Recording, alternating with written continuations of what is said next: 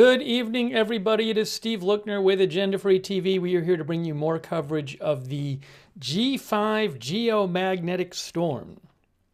It is the first G5 level geomagnetic storm since 2003. It is going on still. It's not at G5 conditions right now, but it is expected to reach G5 conditions again. And G5 is the most intense level of geomagnetic storm. This is a storm caused when Earth's magnetic field is disturbed by emissions of energetic particles from the sun. The sun shoots off these bursts of energetic particles. They reach the Earth and they disturb the magnetic field around Earth and have different effects. Could affect Earth infrastructure on Earth. Also, one of the effects it has is allowing a lot of people around the world to see an aurora who normally wouldn't be able to see an aurora where they are. That happened last night, where a lot of people around the world saw colorful light in the sky. And that is expected to happen tonight to some degree. I don't know how much, but we'll be talking about that. Maybe some of you will have some photos you take tonight and can send them in if you want to me at Lookner on X. If you do, we'll show some on the air. But we're going to give you an update here, talk more about this geomagnetic storm, give you the latest updates, and take your comments and questions on the air. Appreciate our new members, by the way, Vizard J and LGM for you, and also our member Marks. Mark says, where can you find out where to look outside? So if you're wondering when and where to look, what I would do is go to the Space Weather Prediction Center Aurora forecast. And this page tells you where the aurora is going to be in about 30 minutes. So you can see the current forecast is for, that's universal time, which is 4 hours ahead. So that's in about 15 minutes, 8:22 p.m. Now the thing is, so you can see actually both poles, northern hemisphere, southern hemisphere. So this goes in cycles. Like if you do this, you'll see it goes in cycles. This is like a 24-hour video or something like that. Actually, did they change it? No, it's like a 24-hour video, but it kind of cycles. So right now, green is still very low probability of aurora. This green color is about 25% probability of an aurora. So if you want to see it, you need to be under the green. And also, I don't think it's going to be visible during daylight. So it needs to be dark where you are. And right now, there's not much aurora going on because, I mean, it just goes in cycles. So you really want to wait till it gets like this. You can see that's where that red and yellow is you're much more likely to see an aurora in those areas. And so maybe while we're on the air, it'll start doing that. I don't know. So right now, there's nowhere in the continental there's nowhere in the United States where you would see it. You might be able to see, is that Iceland right there? You might be able to see it in Iceland, Northern Europe, Northern Asia a bit. Well, actually, it's light here, so you can't really see it here. It's got to be dark, and it's got to be there for you to see. So, but I would check out this page. I'll put a link to the Aurora forecast in the chat, but that's the one to check out.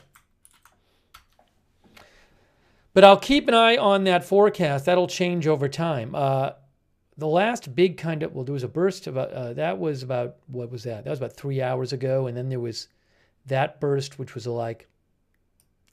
that burst there was about, what? That was around 2 p.m. Eastern time. That was about 6 hours ago. So maybe there'll be another one soon. They kind of, look at all that. It just depends, So right now, if you're in the United States, according to this map, you're not going to be seeing it for the next few minutes at least. That's according to NOAA Aurora forecast. All right, so we'll keep an eye on that. But I've seen forecasts saying that some people should be able to see an aurora tonight, but not at the moment. Gary Eckert says too cloudy in San Antonio. Sinan says I heard more were coming. Yeah, I did too. But you have to. You can only. It comes in spurts. It comes in spurts. All right, so we'll be keeping an eye on this forecast. Same with Southern Hemisphere. You got to, keep an eye on it. Let's see here. Hey, I want to check our, I want to thank our moderators real quick. Really appreciate all of our moderators who are here. Ruth Krafasi is here right now. Thanks, Ruth, over there on YouTube. AJ is here as well. Kinetic is here. Thank you so much. Over there on Twitch, we have moderating right now. Idaho Star, David Green, Papa Bear, and Sharon C54. They're all moderating. On Facebook, we have right now moderating. Get this opened up here. K. Larry Body is here. By the way, Daniel Fredericks on Facebook says, I saw them and I'm all the way down almost to the Gulf of Mexico. It was amazing. Thanks, Kay, for modding over there. And I'm guessing X is still messed up and you can't see chats on the videos there. I'll look, but X has been weird lately, and there haven't been chats on the videos. I'm going to open up the video. Yeah, I don't. Once again, no chat. I'm watching my own video on X, and I don't even see a chat there. So I don't know what happened to the chats on X. Got to look into it. What was I going to say? Yes, so let's get you updated on what is going on with this storm. So one thing I want you to notice here is G5 predicted. Geomagnetic storm, the scale goes from 1 to 5. Like hurricanes go from category 1 to 5. Well, geomagnetic storms, the scale goes from 1 to 5, the official scale. So there have been G5 conditions during this storm, which started yesterday, first time since 2003, and it is predicted there's going to be G5 conditions again. This says predicted for tomorrow. Tomorrow UTC. It already is tomorrow UTC because UTC is 4 hours ahead. So it's already May 12th UTC. So you can see the prediction here. I'll show you some more prediction stuff. And then the latest observed conditions are G3, strong geomagnetic storm, is the latest observed conditions. Let me show you this here. That's worth looking at. Severe and extreme geomagnetic storms likely on May 12th. Geomagnetic storm watch for May 12th. Several more CMEs are expected to reach Earth and lead to highly elevated geomagnetic activity. So CMEs are, isn't it coronal mass ejection? Am I saying that right? Do I remember right? It is coronal mass ejections. And that is where you have a large expulsion of plasma and magnetic field from the sun's corona. Basically, the sun explodes out a large amount of energetic particles. And I am not a scientist, by the way. So these are kind of summaries I'm giving. But if you want the real scientific stuff, you can look online or ask a scientist. But the basic idea here is every several hours, I want to say around 6 to 12 hours, but don't hold me to that, there has been a new coronal mass ejection for the last few days. And when those ejections of energetic particles reach Earth, they can mess with Earth's magnetic field, and you get a geomagnetic storm. So the CMEs are what are causing the geomagnetic storm. There is not normally these kind of large outbursts from the sun. It happens once in a while, but last couple of days it's been happening regularly. There's a specific area of the sun where it's coming from. And as long as the sun keeps having these periodic coronal mass ejections, this geomagnetic storm is going to go on. And it takes, I believe, a minimum of 18 hours for the ejection to then reach Earth. So a big one just happened earlier, I think this morning, and I'll show you something about that. So what you can see here is it says, a coronal mass ejection is an eruption of solar material.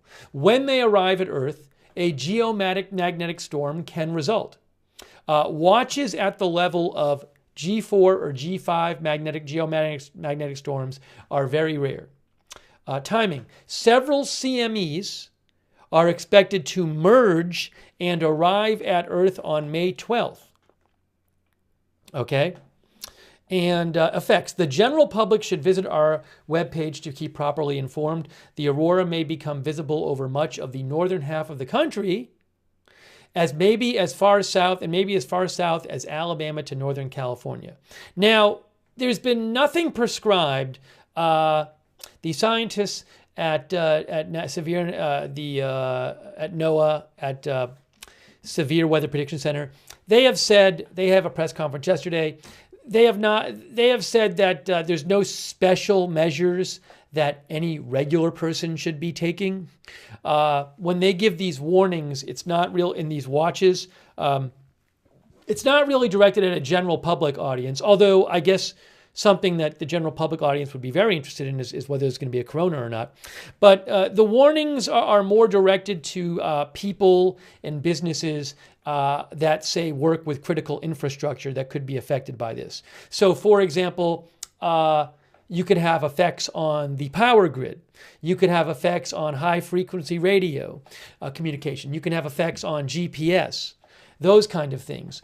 And there are things that people who run infrastructure can do to mitigate those effects. But there's nothing...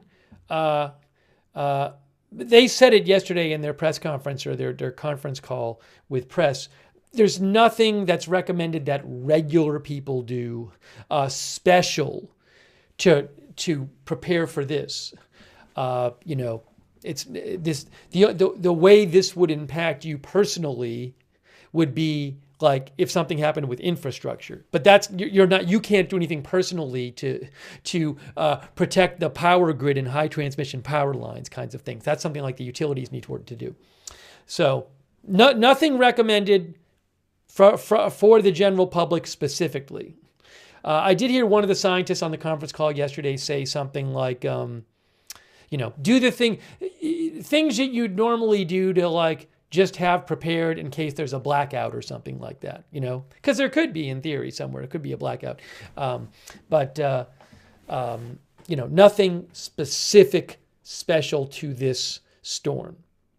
Okay. So I know there's been some confusion about that. Also, I heard, I'll actually show you where you can listen to that call. Maybe we'll listen to a little bit later. B&O News actually was good enough to post it on YouTube. It's they posted, there was a conference call yesterday. I haven't even found it posted by NOAA anywhere, but B&O News, they posted it up on YouTube. And so I got to listen to it today. Let's see here. Yeah, see, it says NASA holds briefing about upcoming severe solar storm. That's at B&O News. So you can just check that out on their YouTube channel if you want. This was yesterday, though, so they hadn't been predicting a G5 when they gave this briefing, but it's still quite interesting. But one of the things one of the scientists said was like, this is not going to directly affect your cell phone.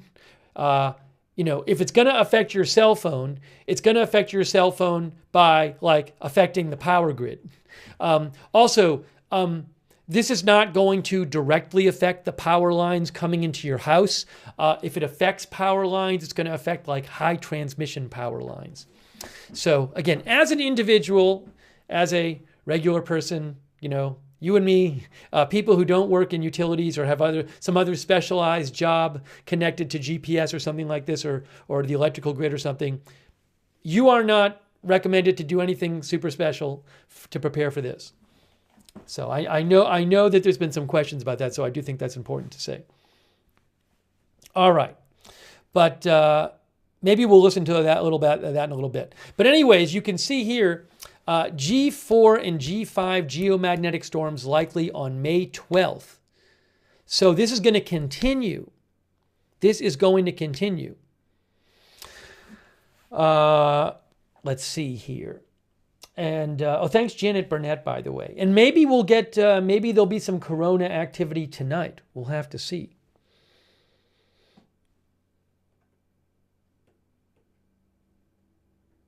Heath Manny-Wall says, will it affect nuclear power plants? I have not seen that listed among the particular effects that the Severe Weather Prediction Center listed as possible effects, at least directly. I mean, obviously, if it affects the power grid, it can affect lots of things through affecting the power grid. But there's no special effect on nuclear power plants in particular that I have seen mentioned in the discussion of effects. We'll talk about the specific, I'll show you the list of effects in a second. Actually, why don't I show you right now? So if we go back here,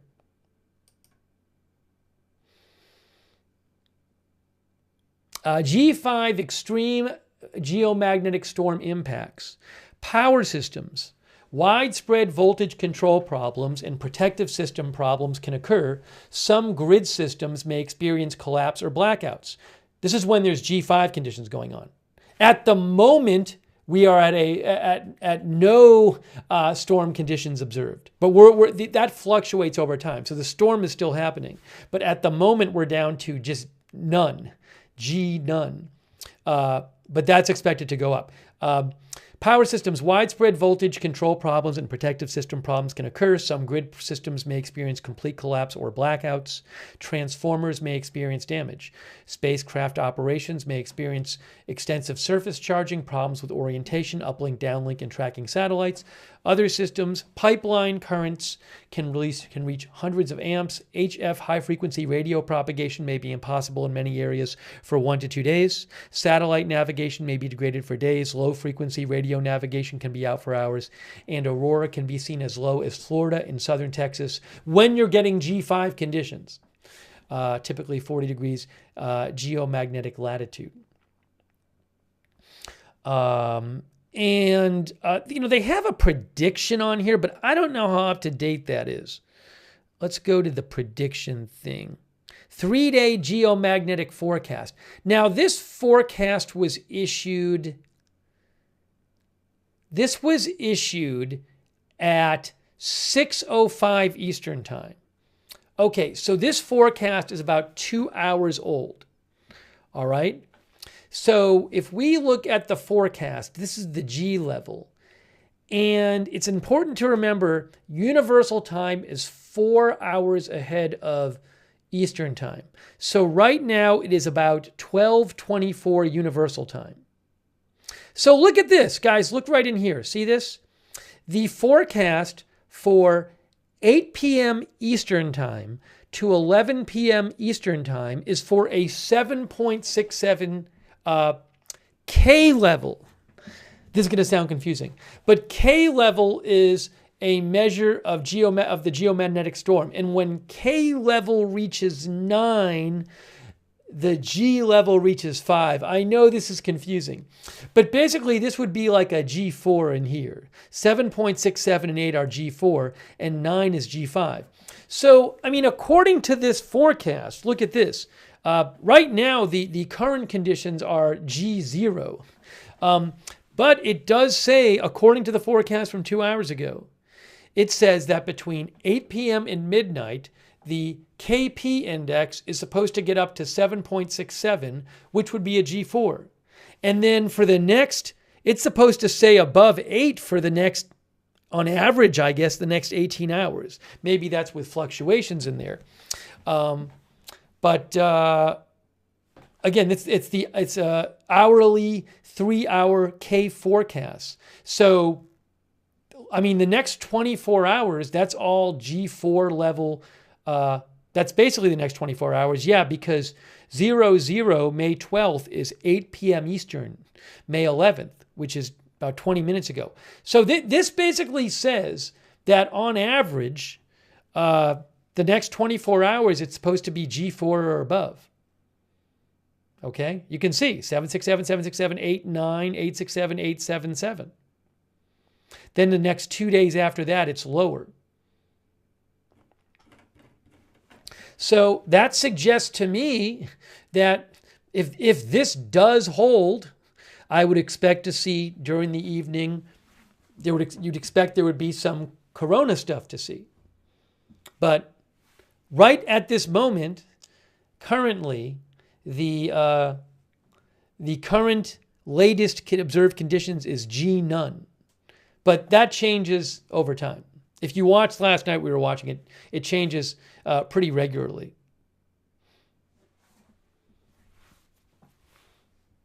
Okay, so again, we'll keep an eye out on the G level, and also we'll keep an eye out on the Aurora forecast. You're gonna have to keep watching that to see.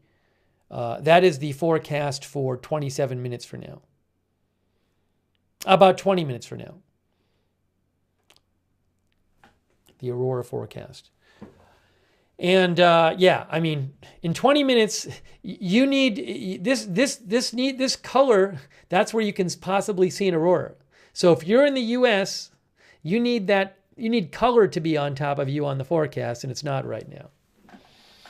But hopefully, you know, in the coming hours, instead of looking like this, hold on. Yeah, that's the end right there. Instead of looking like this, it'll look like that. You want it to look like, for Aurora, you want it to look like that. That's that, you know, where that red is 90% chance of seeing an aurora. So you want it to look like that, but it cycles over time. But it is expected in the coming hours to start getting bigger. You could have a lot more red on the screen, yellow and red. But right now, no.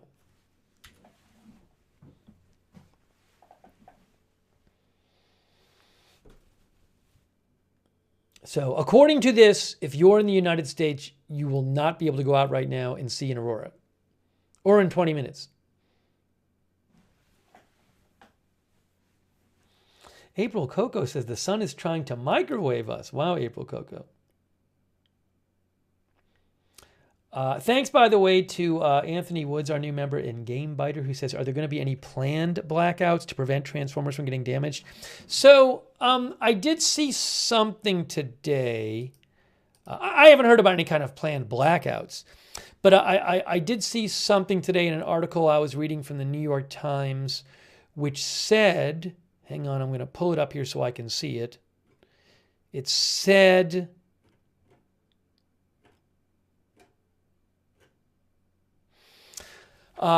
they talked to Bob Arrett, a technical executive at the Electric Power Research Institute.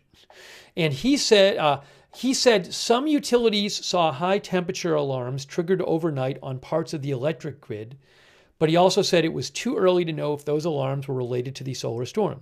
He said he could not disclose the locations of those alerts as of Saturday. He said while the power system faced some additional stress from the storm, he said we have no reason to feel there is any imminent threat to damaging equipment. I mean, that doesn't really answer your question. But yeah, you know, I heard this was discussed on the conference call yesterday they did, and they just talked about how at different utilities, they can take different mitigation measures to lessen the impact of what happens. So one problem can be that when this geomagnetic storm happens, you have the sun, the sun is expelling plasma and magnetic field, energized particles in these coronal mass ejections. And when it gets to the Earth, it can mess with Earth's magnetic field, and the magnetic field of Earth around Earth can fluctuate, and when that happens, that actually can cause electrical currents. I am not a scientist, but there is this thing where when you change a magnetic field, it induces electrical currents.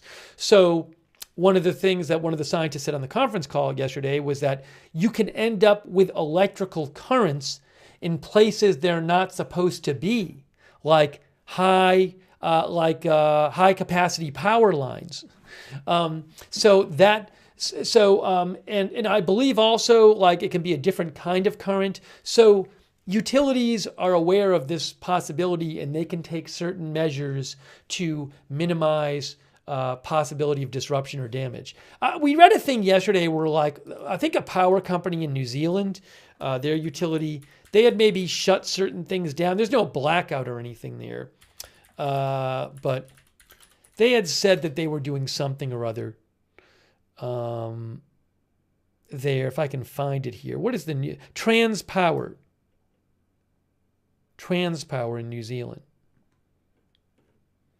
Transpower continues to protect power system as solar storm upgrade off G5. They said they switched off some electricity transmission circuits as a precaution. But they do not anticipate any impact on New Zealand's electricity supply. I have heard of no blackouts from this so far, which is good.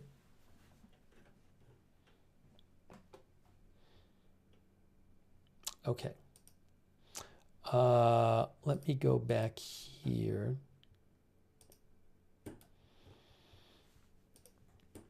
Oops.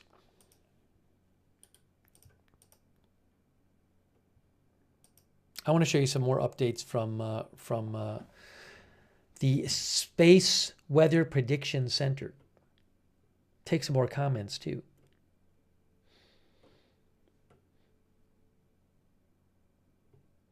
Z Samba says it looks amazing. It doesn't look like a storm. Yeah, I mean, it's, you know, it looks pretty when you see these lights. But you know, what you're seeing here is these energized particles interacting with stuff around Earth. I'll get you the description of that.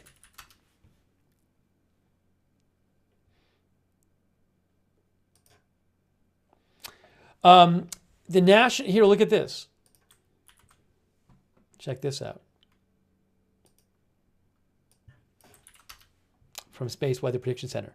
The Aurora Borealis northern lights and Aurora Australis southern lights are the result of electrons colliding with the upper reaches of Earth's atmosphere.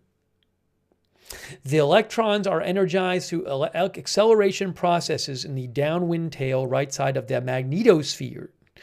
And I don't even know what this stuff means. At lower altitudes along auroral field lines. So normally you see these more towards the polar regions because of Earth's magnetic field. That's when you normally need to be closer to the poles to see them. But in a geomagnetic storm, you can see them farther south from the North Pole and farther north from the South Pole. Earth's magnetic field guides the electrons normally such that the aurora forms two ovals approximately centered at the magnetic poles. Right? That happens. That's what happens always. But during major geomagnetic storms, these ovals expand away from the poles such that aurora can be seen over most of the United States.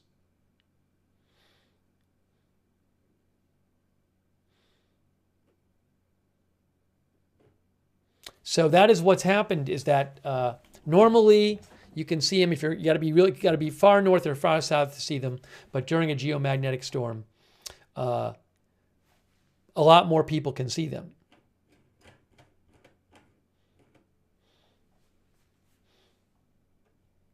So that's pretty interesting. Let's see here. Also, NOAA says strong geomagnetic storm reaches Earth, continues through weekend.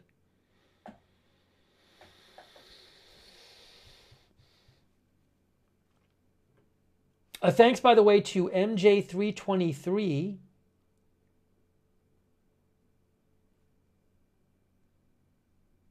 Who mentions a solar wind prediction. Maybe I'll have to check that out. Thanks, MJ323 and BB Catcher RN. Will the effects in NorCal be less brighter or the same as last night? Last night was pretty spectacular. I can't say what the effects are going to be tonight. We just have to see how look, the effects, it's the more storm activity, the more intense the geomagnetic storm activity there is, the more the outbursts from the sun reach Earth during the night, and when the more these coronal mass ejections from the sun reach Earth during the night, the bigger aurora you're going to have, and the more people can see it. We don't know exactly. No one can predict exactly how much it's going to be and when. It's supposed to be. There's supposed to be some strong storm activity overnight, but what can I say? We just have to wait and see. I mean, and even the forecast map they have is only it only gives you like at most like a 30-minute heads up. They don't have the 12-hour aurora forecast. But it is supposed to, the storm activity is supposed to get intense again. I mean, I showed you the forecast, even in the next few hours. So if that happens, you will see this corona, this aurora activity. There'll be more of it, and you'll be able to see it from further south and further north than you can right around now.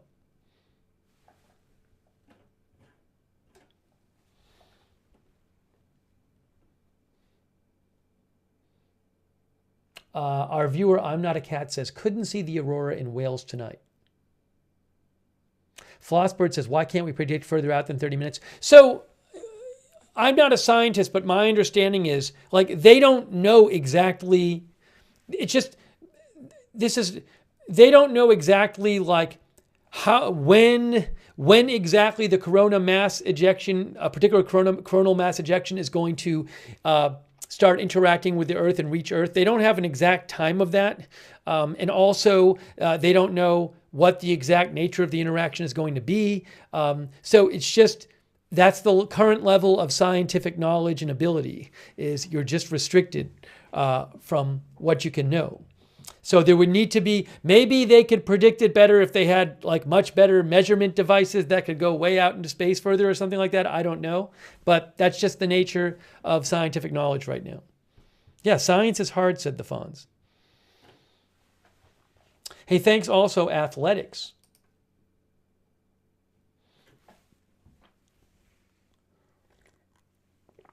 For your support, and Emily Flotilla. Okay. Now, let me go back. Something I want to check the alerts. But again, the prediction is for the storm activity to pick up during the evening, during the coming hours. And right now it is at G level none. But it is expected to go back up to G level 5. You can see on the right here, G5 predicted. You can see right here also, check this out. X-class flares continue to occur. So we know this storm is going to continue because there have already been more solar flares. These solar flares, these outbursts on the sun, are going to produce storm effects, geomagnetic storm effects, when the emissions from the sun reach the Earth. It takes hours and hours. For the coronal mass ejections to reach Earth. But we know the storm's going to continue because we know these have been happening. And X-class flares are there's a classification system for solar flares, how big they are. And X are the biggest. We'll talk about that in a second. But this was posted today by the Space Weather Prediction Center. X-class flares continue to occur. And there's a specific sunspot region where they are coming from that is powering this storm. Sunspot region 3664. NOAA sunspot region 3664 remains quite active and produced 2 more X-class flares in the last 12 hours. Now, this was as of 9:30 this morning. But the X-class flares are the biggest flares. This sunspot cluster has been responsible for much of the geomagnetic storming and associated events over the past few days. Solar flares are powerful bursts of energy that can impact radio communications, power grids, and navigation signals. And you can see it says that these are 2 images of solar flares on May 10th and May 11th. So we know that when these flares happen, and they're big enough, they're going to cause geomagnetic storm activity on Earth. So we know it's coming.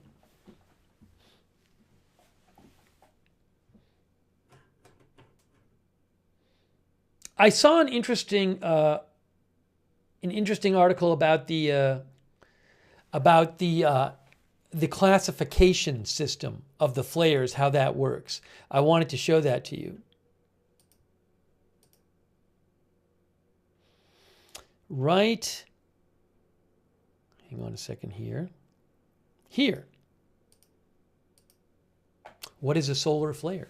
From NASA. Solar flares are giant explosions on the sun that send energy, light, and high-speed particles into space.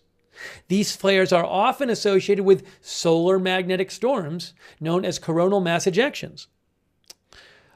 This is interesting. The number of solar flares increases approximately every 11 years. Now, this article was written in 2013, or I think before 2013. And it says here the sun is currently moving towards another solar maximum, likely in 2013. But it's 2024 now, around 11 years later. So as I understand it, we're near another solar maximum now. We're at a time when the number of solar flares is high. The biggest flares are known as X-class flares, based on a classification system that divides solar flares according to their strength. The smallest solar flares are A-class, near background levels, followed by B, C, M, and X. And yesterday, I remember last night, we were hearing about M and X ones. Similar to the Richter scale for earthquakes, each letter represents a 10-fold increase in energy output. So an X is 10 times an M and 100 times a C. Within each letter class, there's a finer scale from 1 to 9. See? Let's see. The biggest X-class flares are by far the largest explosions in the solar system and are awesome to watch.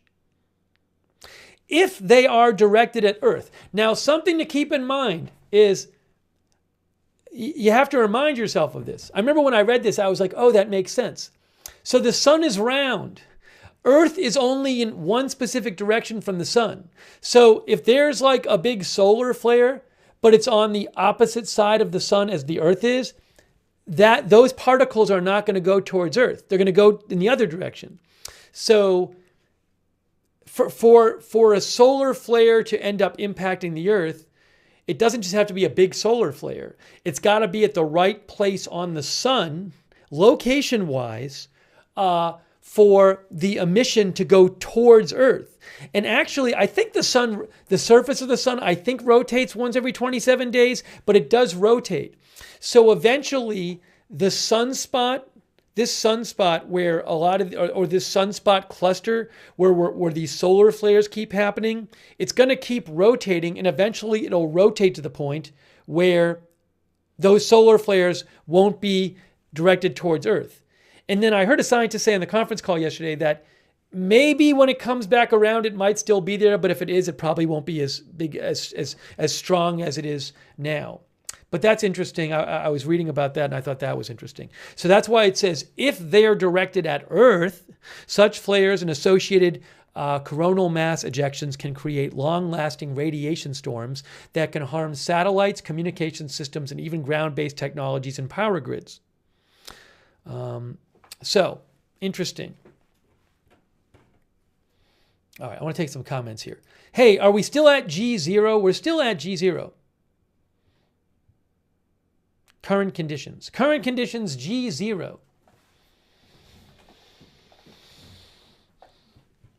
Thanks to our member, Cherry Cola. Let me take some comments from you guys.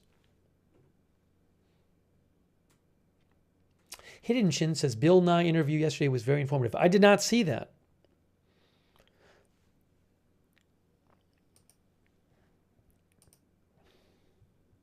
Hang on one second here. You can reach me at Lookner on X.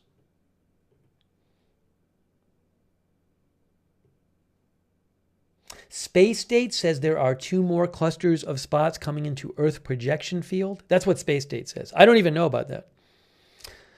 Thank you, Space Date, for the comment.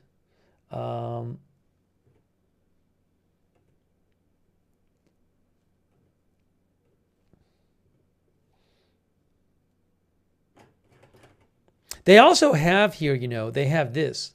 This is actually it's like a video rendering of the sun from recent. You can press play. This is, how long is this? that loop is about like 4 hours long. So I'm assuming maybe if there was a big solar flare, you might be able to see it on this. But that actually, it's constantly updated. I guess maybe, is it it looks maybe like a satellite shot. How do you get out of there? Okay. The sun. And then this actually is a view where you can see coronal mass ejections. But it's a loop of about is it 24 hours? Oh, we should be able to see one, shouldn't we? There was one. So I don't know this, but I know that there were ones in the last 24 hours. So is it when we see like the big bursts come out of here? I have no idea. Some of you probably know. But it is the coronal mass ejection video thing there. But it's about a 24-hour video.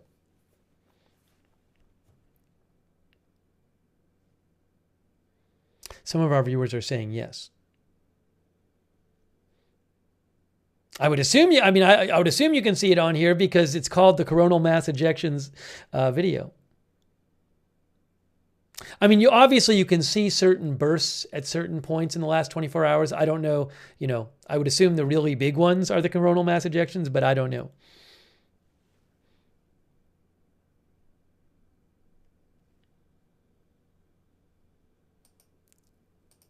Okay. So anyways, you can find that on the Space Weather Prediction Center site. Oh, this is interesting too. See, this is the Planetary Index 3-hour data, K-index. A K-index is the measure of geomagnetic storm activity. So when we were on last night, we were on around here when it averaged like a 9. Which is the highest number. 9 is the highest K-index, and that correlates to a G5 storm. The last 6 hours, it's averaged to 7.33. Right now, it's 0, but it fluctuates over time. I believe these are 3-hour averages. But you can see down here, it says KP of 9 is G5. KP, or is 9, 0. There's 9, 0, and 9 minus. I don't know what the difference between 9, 0, and 9 minus. 9, 0, and 9 minus. Maybe I can figure that out. I don't even know. Anyways, 9 is when you get G5. 7 is G3. 6 is G2. 5 is G1. Less than 5 is 0.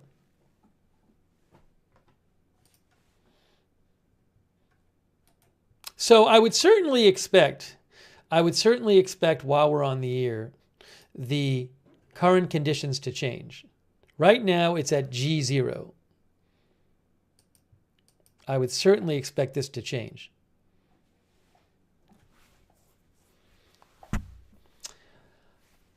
Swift Justice says, any hope for seeing anything in South Carolina tonight? The best I can tell you is that the forecast is for the storm activity to pick up tonight. So if it does, you might see stuff.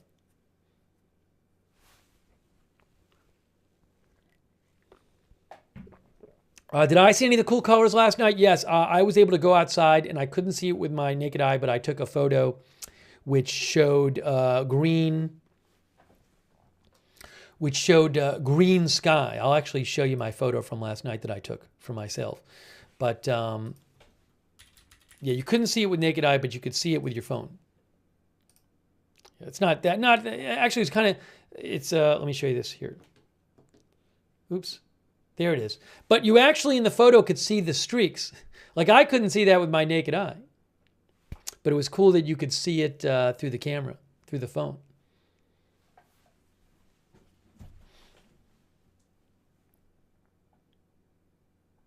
Strickler says speed is increasing. Do you mean solar wind speed? Dancing in the Sand says I could see it with naked eye in North Carolina.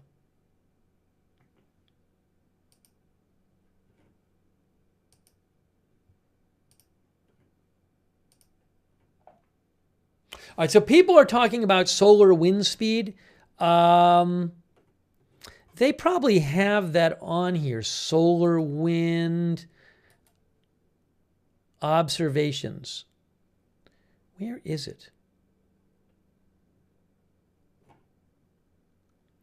There's proton flux, X-ray flux. Do they have a solar wind? They have solar wind here. Yes, Top Viral Report TV, I did. Took it with my phone.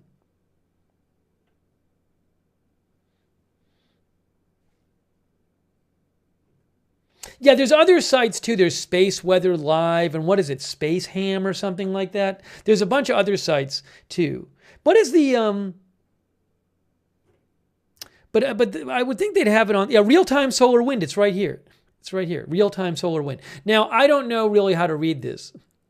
This is real-time solar wind from the site here. Speed. Hey, I can read this one. It says speed. So I can do this. This is the 1 day chart. 1 day chart. Right? I think. Yeah, it says 1 day.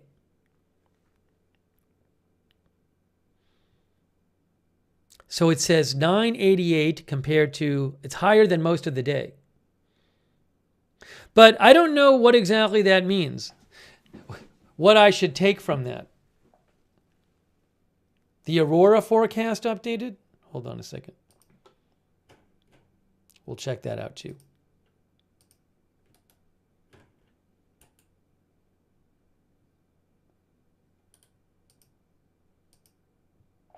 Oh, it did. It updated. Hey guys, big news. Breaking news for you Aurora fans. Breaking news for the Aurora fans. Look what just happened. It looks like the Aurora is cycling up because now on the forecast, 28, this is the forecast for 25 minutes from now. You're starting to see that yellow there. See? That's in the south and that's in the north.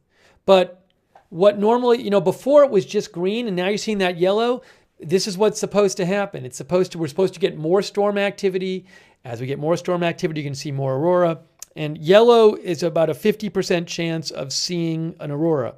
But right now for the US, in Canada, if you're in one of these places where it's dark and you have color here, you could go outside and possibly see an aurora. But it is not reaching down to the US, continental US yet. But what you'd expect, over the last, if you play the last 24 hours, that's the last 24 hours. Watch. Well, actually, you'll see what happens. This is a 24-hour video. But it kind of starts, it does that for a while, and then it kind of dies out. Wow, it was like that for a long time. But then it cycles up again. Yeah, just about 6 hours ago, it kind of did that. But eventually, we're expecting it to start doing there. It's to start getting like that again. So that's something. That is something. We're seeing some yellow there.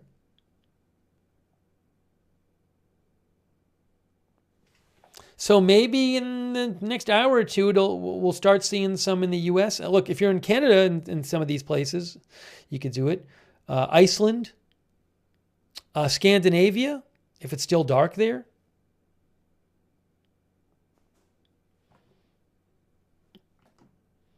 All right.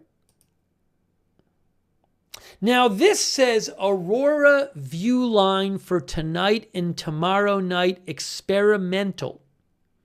This is a prediction of the, you know what? I have this on. It should be like that. This is a prediction of the intensity and location of the Aurora Borealis tonight and tomorrow night over North America. And it says creation time.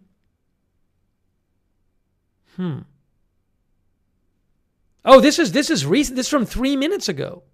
Yeah, this is updated. This is a forecast for the Aurora. I didn't even know they had this one. I didn't know they had this one. This uses the maximum forecast geomagnetic activity between 6 p.m. and 6 a.m. U.S. Central Time. So this isn't telling you, the thing about this is it's not telling you when to go out. It's telling you, like, at some point, if you're in these areas, you should be able to see it. At some point. It's not telling you when.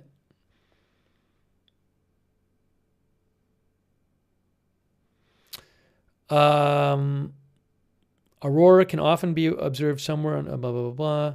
The aurora is not visible during daylight hours. So again, this is where you should be able to see it tonight and tomorrow night, but it's not telling you what time.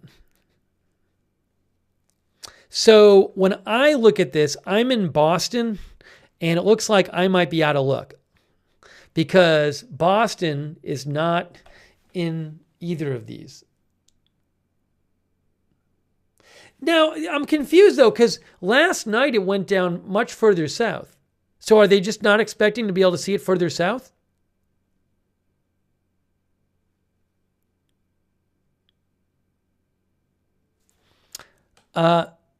View line indicates the southern extent of where aurora might be seen on the northern. Oh, it's all right. So the red line says view line indicates the southern extent of where aurora might be seen on the northern horizon. On the northern horizon. But it's a little confusing because it says the two maps show the aurora and the view line.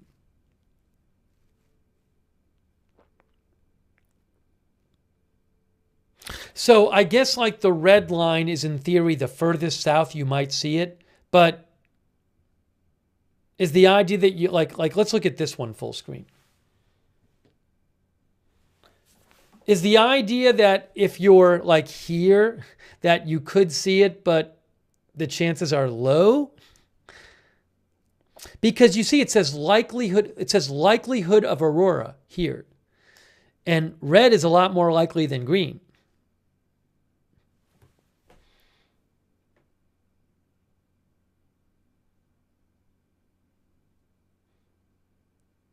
Yeah, you know, John says it looks like it might be slightly weaker tonight than last night. We'll have to see. So it looks like, again, if you're somewhere like Massachusetts where I am, that in theory you could see it, but it's not the greatest chance. Now, Stephen White said it looked like this yesterday too. Did it look exactly like this yesterday? I don't know. Anyways, that red line is the theoretical extent of where you might see it on the horizon. And then they have one for here too. Oh, this is both. All right, so we don't even have the southern hemisphere. We just have northern for this map.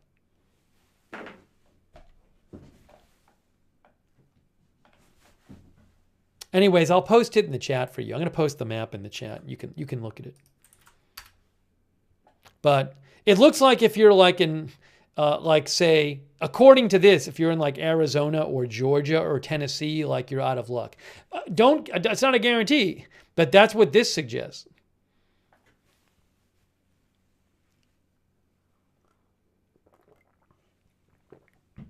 I'm just telling you what, I'm just passing this along. Yeah, I mean, there were people in the Florida Panhandle who saw it last night. Louisiana, as one of our viewers said. So I don't know if this is, this is tomorrow night and this is tonight, but I mean, a lot of these places in here are places where people saw it last night. So it looks to me like the forecast is it's not going to be as far south tonight, but we'll see. We'll see. Hey, thanks to our moderators, by the way. We have Ruth Krafasi moderating. And we have, hang on a second here. I Got That Fire, McBritches, Sarah, Papa Bear, Sharon, C54, K. Lowry Body.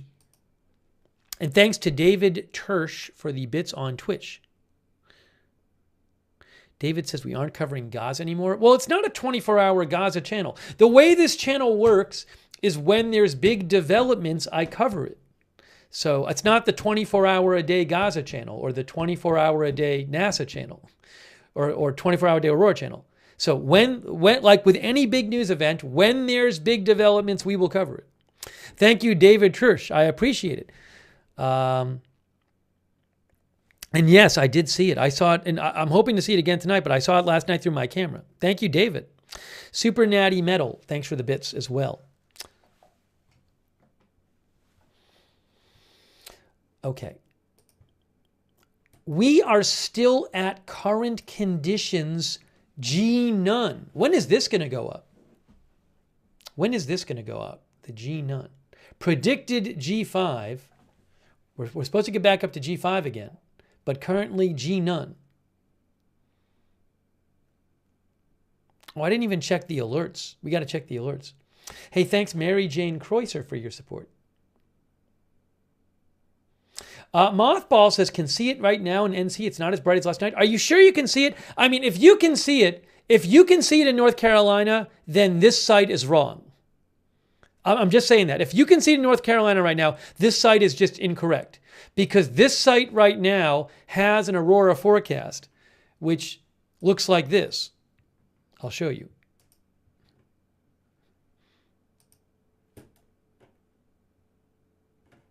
Are you sure you're seeing it in North Carolina? Because that's not what the site says. I mean, this is the forecast right there. North Carolina is not in the green.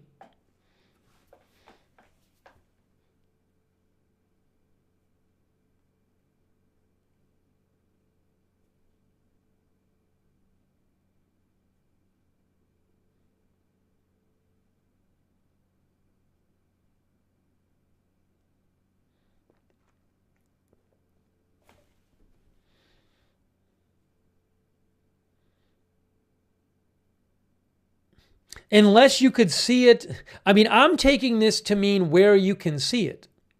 Probability of aurora. But, I mean, maybe the idea is you can be below the aurora but still see it at an angle? Is that the idea? Yeah, Kimmy says you can still see it below the color. This is the view. So I might have been looking at that wrong, but this is the view map. Where's the view one? The view line one, which we were just looking at. View line. Aurora view line. Yeah, even this, on this, I mean, this is the view line for tonight. Look at this.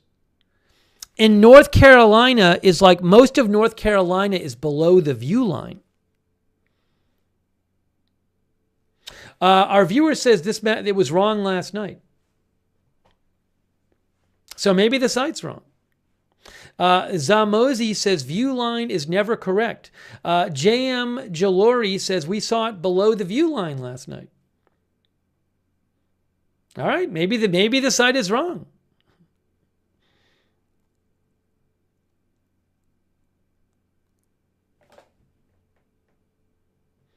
However, our viewer, Andrew Meadows, says the sun isn't fully set. You can't see anything from North Carolina. Well, you guys are debating it.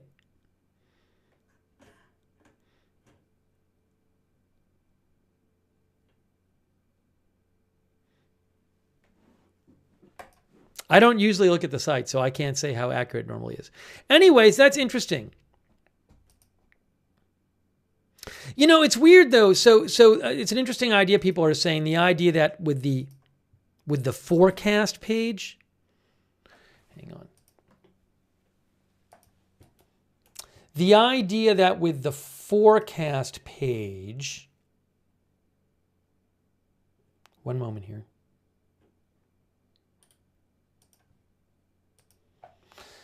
So people are saying, like, if you look at this, this is showing you like where the aurora is, but maybe you don't have to be, maybe you can be not right under the aurora. Is that the idea? And you can still see it? All right. That I understand. That's interesting.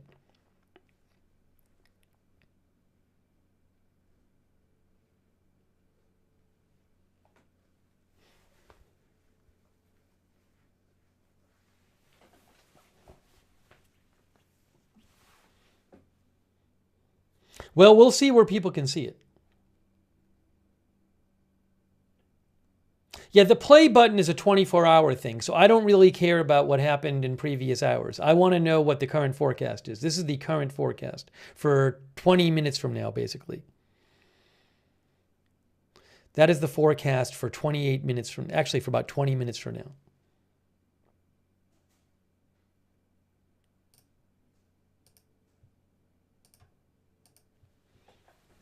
Anyways, you know what? Ultimately, you'll have to go out and see. You'll have to go out and see. Our viewer, King Sambo Slayer says, their forecast was way off yesterday. It's hit or miss.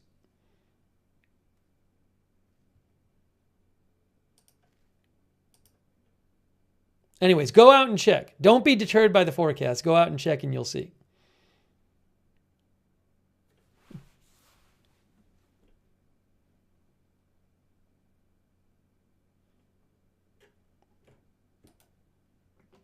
All right, let's get back to, I haven't even looked at the alerts.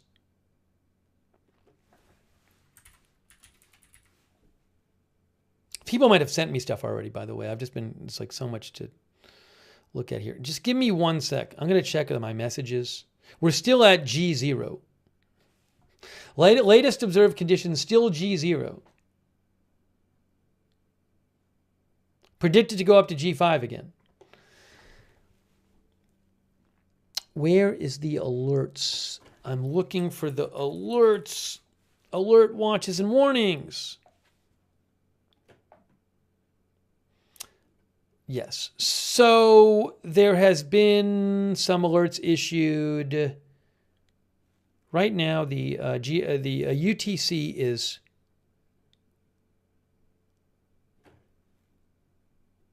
$108. This is like from an hour and 45 minutes ago.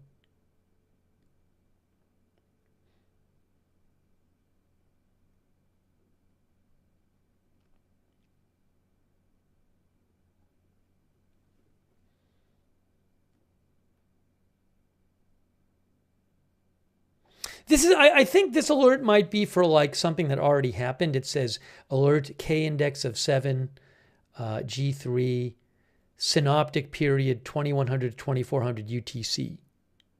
Oh, no, this alert was what they thought was a prediction for 2100 to 2400 UTC, I think. But that's already over now because we're now at UTC 109. So this is for the past. But I'll keep an eye on the alerts. Hey, let me check my messages. People might have been writing to me and like sending me stuff. So let me just check that for a second. So much stuff to check here.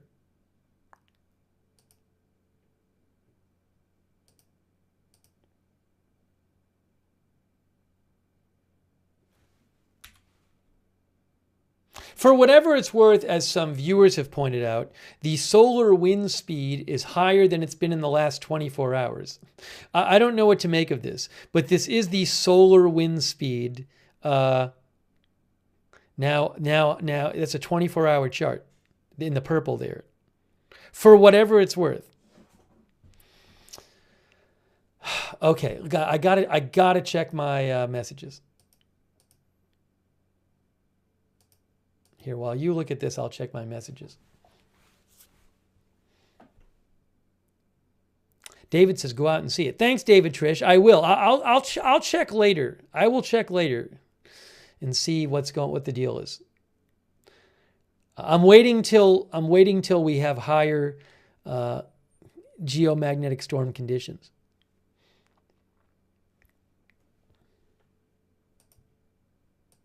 So again, we are covering this geomagnetic storm. The basic idea is the sun is every several hours, 6 to 12 hours, I believe, or so. But every several hours, the sun is letting off a new outburst of energy. And eventually that reaches the Earth and messes with Earth's magnetic field. And it's called the geomagnetic storm. That's like the real unscientific summary of what's going on. And this is a G5 level, the top level, which has not happened since 2003. And at the moment, we're at G0 observations. It fluctuates, but it is supposed to go back up to G5 in the coming hours.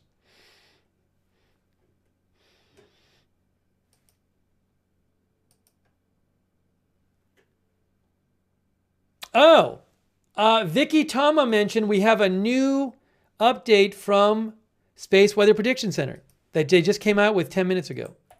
Guys, check this out. New update. New update.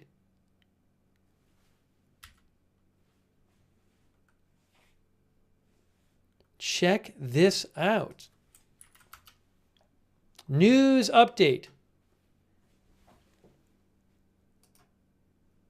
Look at this. They just came out with this. Secondary peak in solar storm likely. What? Geomagnetic storming will continue into Monday. Geomagnetic storming of varying intensity will continue overnight.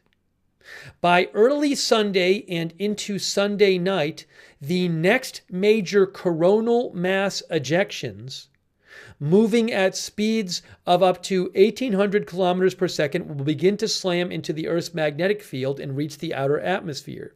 G4 watch remains in effect for May 12th.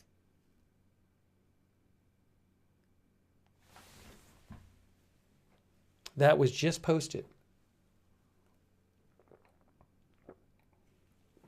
Just posted.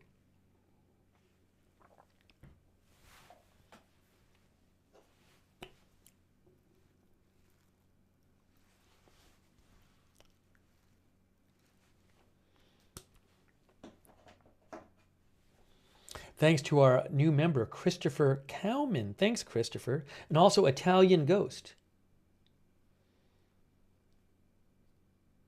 Italian Ghost thinks that when on that view line prediction map, that maybe view line is naked eye, not with camera, long exposure camera shot. You could be right, Italian Ghost. Thank you, Italian Ghost. Thanks also, Baron Nico, for the gift membership.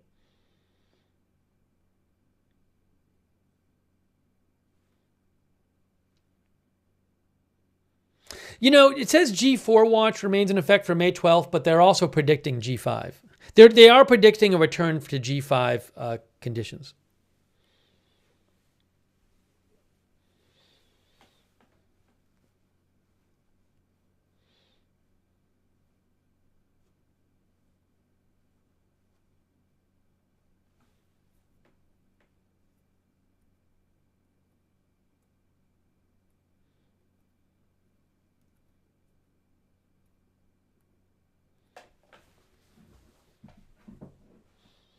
Trav says we will get the G5. Okay, so there you go.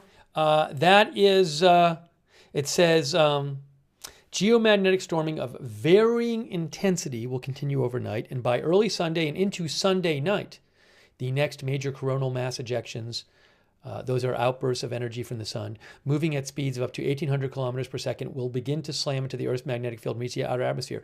I wonder if that means that tomorrow night there might be good aurora viewing, right? Maybe tomorrow night too.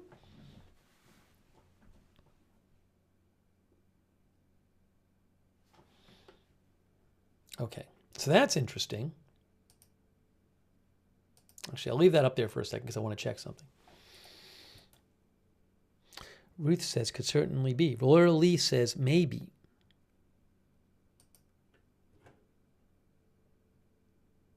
Oh, Life Elevated sent me a graphic from National Weather Service as well. I'm not going to understand this really. This is from the National Weather Service. There was just an X-class erupting a few minutes ago. Is that true? Is that true? Are we sure of this? Is there a new one? Hang on, I'll check. Can only do one thing at a time. This is a graphic from National Weather Service via National Weather Service Mobile. In case you were wondering what the colors of the Aurora Borealis mean and how high up the atmosphere they are, here is an informational graphic.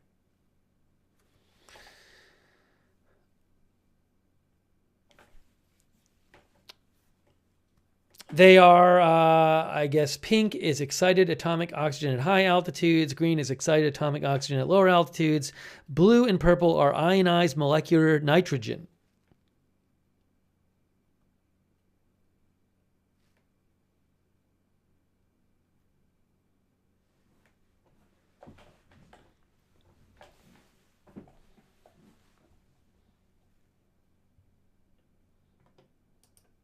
Wizard J says was M class, not X. I didn't. I'll have to look into that. About some people are claiming that there was like another solar flare going on.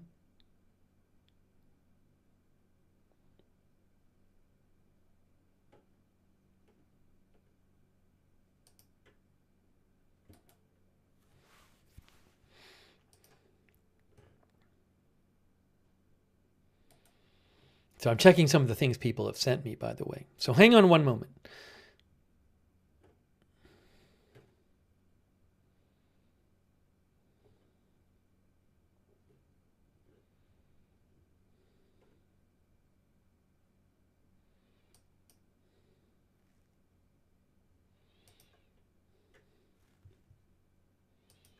Oops, sorry. I meant to be on this. I meant to be on this.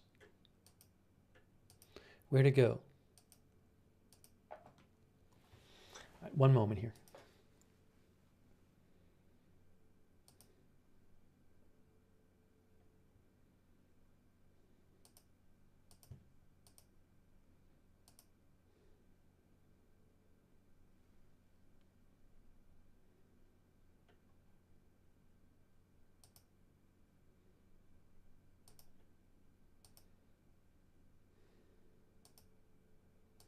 Now, I did get a picture that supposedly is from tonight, maybe? Our viewer, Camilla Gregoski, sent me a picture. I think she's saying this is from tonight, but earlier. I think. She says this is rural Victoria, Australia. This is from Camilla Gregoski. So again, I believe she took this just in recent hours from rural Australia. Rural Victoria, Australia. Thank you so much, Camilla, for sharing that.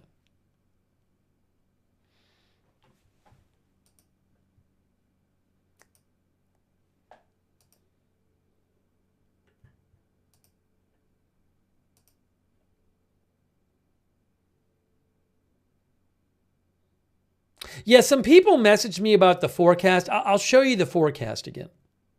Just give me 1 second here.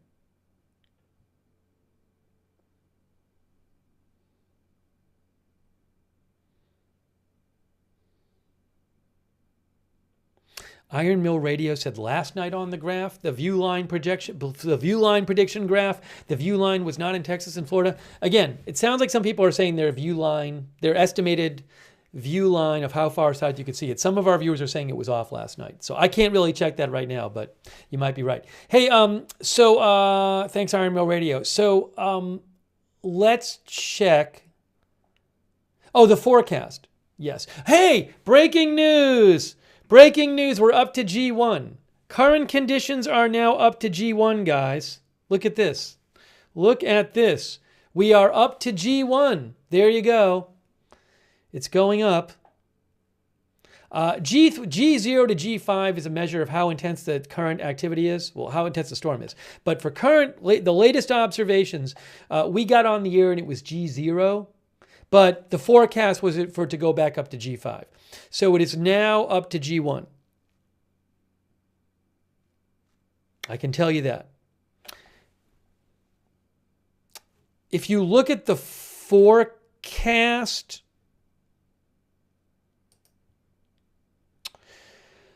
this is still the forecast from, it's like an hour and 20. No, this forecast was from like a few hours ago, from like 3 hours ago. But it does say that they're expecting an average. Right now we're in here. We're in this 3 hour. No, yes, we're in this 3 hour thing. This is between 8 and 11 Eastern time. So they're expecting a 7.67. Maybe this is the average, or I don't know, some sort of 3 hour prediction. But they're expecting between the forecast calls for in the current 3-hour period 7.67, which is like a G4. So that would mean that they think it's going to go up. And then for the next 24 hours, it's G4 or above. 7.67, 8, 9, 8.67, 8. 9 is G5. But it could fluctuate. It's supposed to fluctuate. But on average, it's supposed to be at this level, not G0 for the next 24 hours. So if I'm reading this right.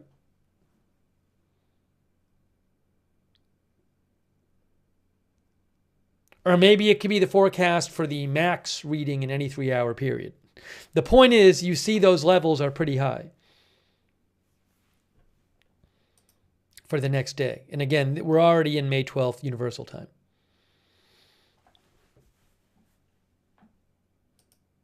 But we are at G1. We're at G1. I got to check the Aurora forecast. Any new alerts? Yeah, these are just alerts of... that's something that's going to happen. Is that what's going to... A threshold reach. It's talking about what's already happened. Yes, so this is saying that geomagnetic K index of 5 has been released. So the K index, the G is determined by the K index. So I believe when K index is 5, G is 1. Let me just make sure on that. But...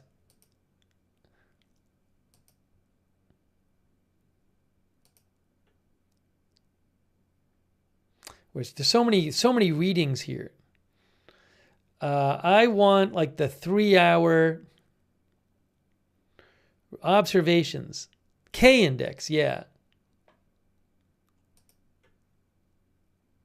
Hang on, it's loading. It's loading. So what I think that alert I just showed you is saying basically that, okay, we've now observed it so that we're at, see, it says KP when the K index is magnitude of geomagnetic storms. So we just saw that it went from G0 to G1. That means K must be at least 5. See, KP equals 5. KP equals 5 means G1. So that is why the alert just came out and said, this alert came out and said 7 minutes ago, and it said geomagnetic K index of 5 threshold reach. So that's why this alert is just noting that it's now a G1, basically. And what's going on with the Aurora forecast? The near-term Aurora forecast. Let's look at that, see if it's changed at all. Anyone seeing it? Guys, look at this. Look at this. News update. Oh my gosh. When we came on the air, there was no yellow in there. There was no orange in there. It is cycling up. The Aurora forecast is cycling up. Where it's going to, you're going to see a lot more higher probability of Aurora. And now in the southern hemisphere, you're seeing some red there. But when we got on the air, it was all green. So for you people who want to see auroras where it's dark out or going to be dark out in the coming hours, this is good news. It is cycling up, it looks like, aurora-wise. I mean, we probably last checked it like 20 minutes ago or something like that. So I bet people are going to see stuff.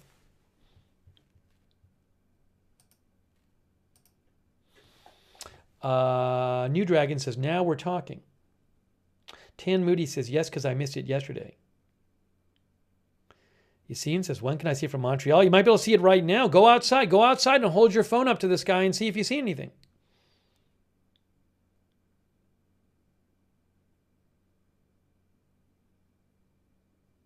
No, the video at the bottom is a 24-hour video, and it only goes up to this point. So if I play this video, it's 24 hours, and it ends, that the last frame is right there. So if you just refresh the page, you're seeing the last frame of the video.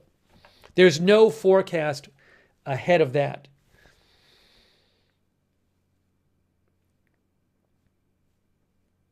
Well, that's good.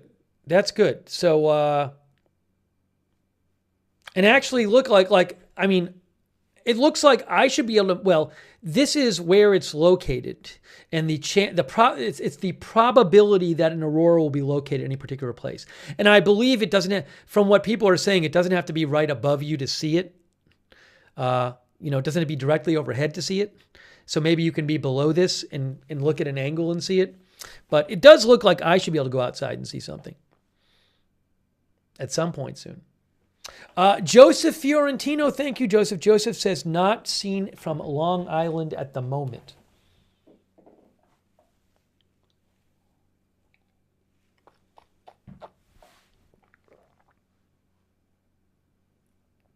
But if you're in the red, like if it's red above you, in theory, what that means is like basically you should be able to look straight up in the sky and see it, as I understand it. Oh, our viewer Current Sit Guy says the view line forecast just moved further south. So let's check out the view line forecast. There's just too many things on this page. Whenever I want to find something, I know I can do like a find text, but I keep trying to just find it with my eye and I can't. There it is. Aurora view line forecast for today and tomorrow night. So this is the current view line forecast. It doesn't look like it moved any further south. Looks the same to me. The line is basically the same, isn't it? I mean, it says creation time. It just did. It doesn't look much. Maybe it did move south. It doesn't look much different to me. It did move. I don't know. I don't know if it moved. Anyways.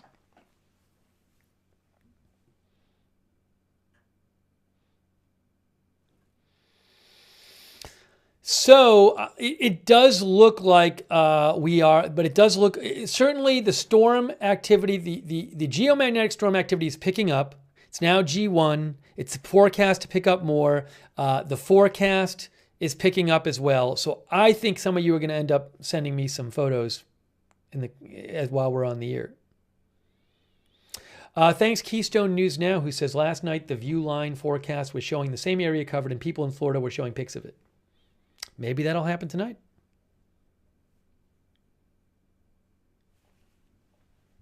Now the view line is not straight up. The view line literally says, view line indicates the southern extent of where aurora might be seen on the northern horizon. In theory, if the view line map is accurate, you should not be able to see an aurora at all if you're below the view line, but I guess it's a prediction, as some of you said, and it's not necessarily accurate. You don't have to look through your phone. You can either see, if some people can see it with the naked eye, some people can't, but can see it through their phone.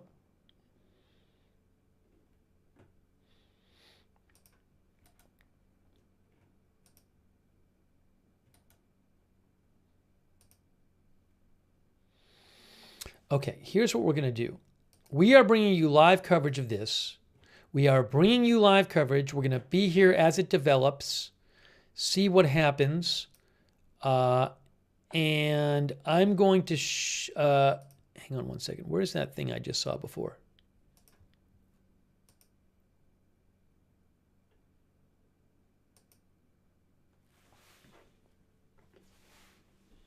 One moment here.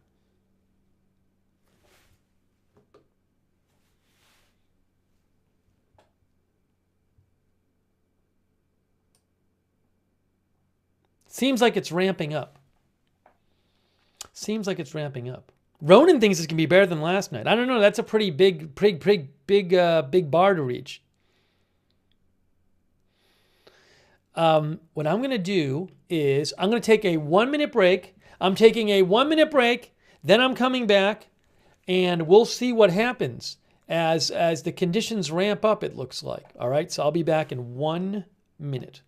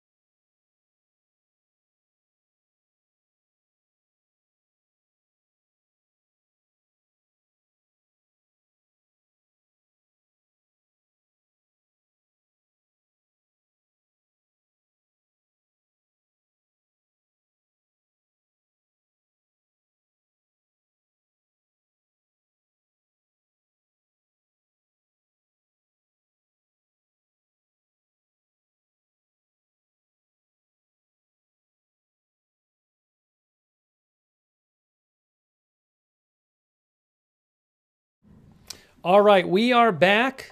We are bringing you live coverage of day 2, I guess you could say it is, because it started on Friday, of the G5 geomagnetic storm, the first one since 2003.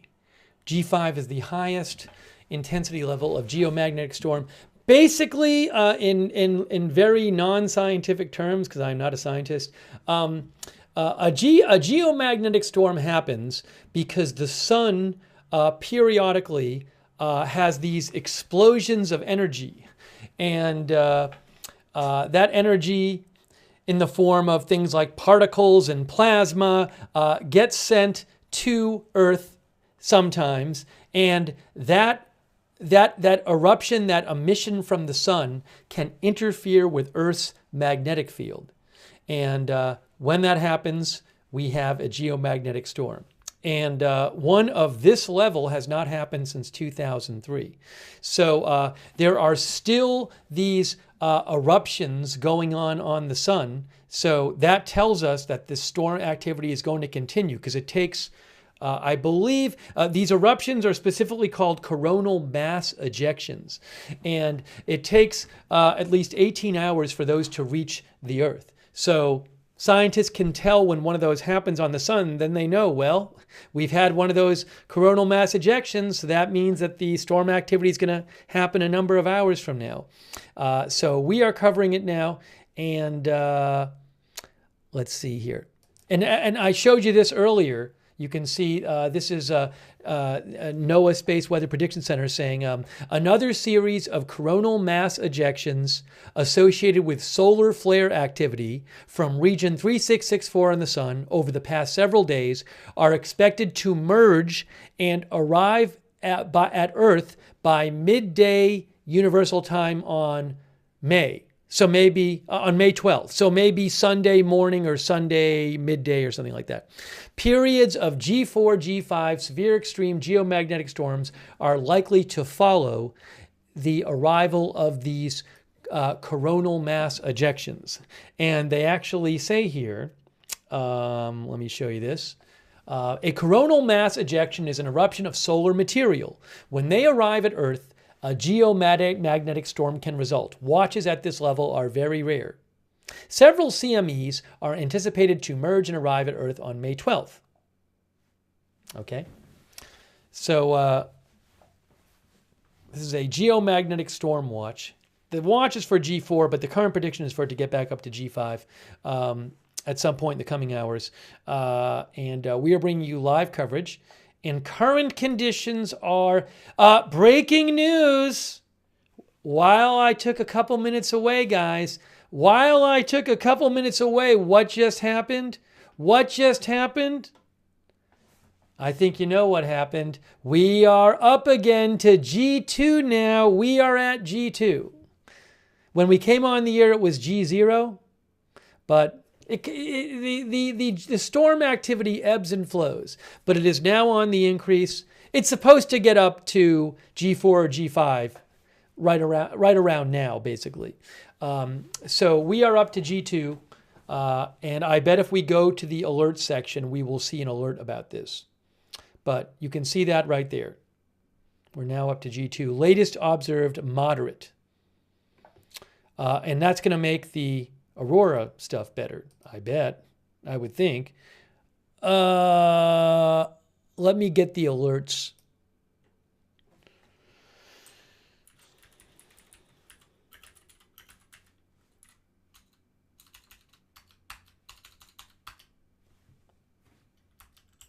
Where's the alert? I need the alert. One moment. I'm going to show you the alert. Alerts, watches, and warnings. It's loading. It's loading the alerts, watches, and warnings.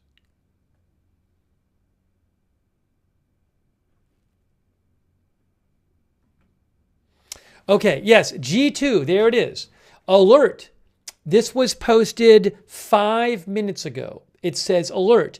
geomagnetic K index of 6. The K index is a scale of how severe the geomagnetic storm is.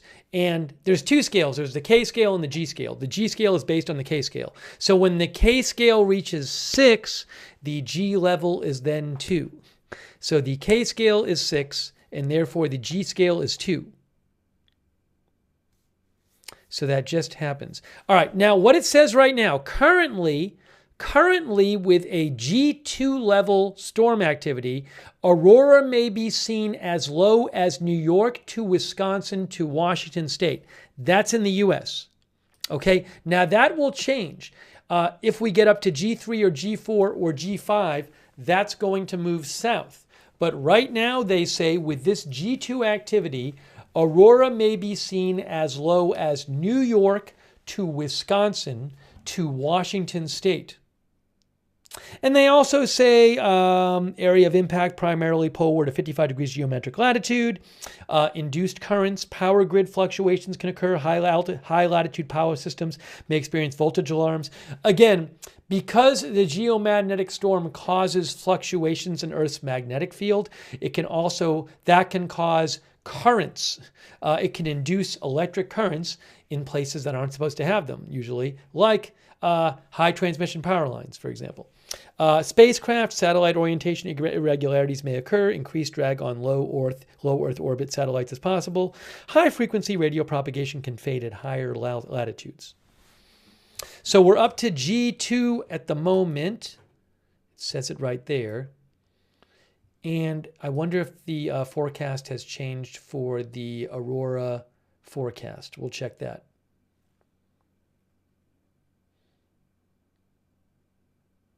The site is down now? Too much traffic?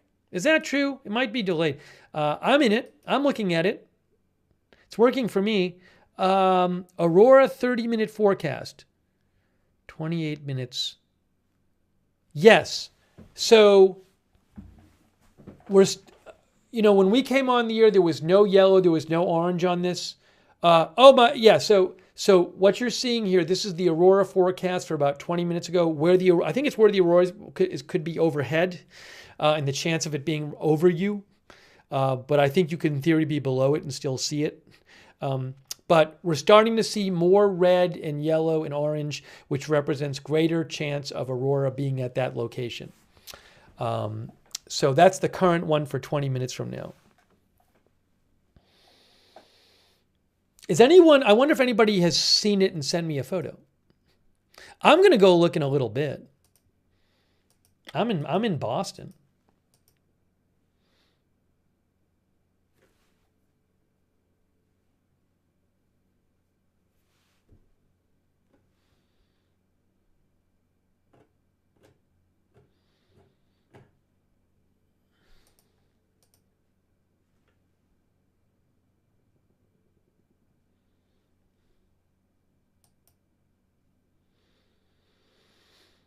Let's see here. Hang on a moment.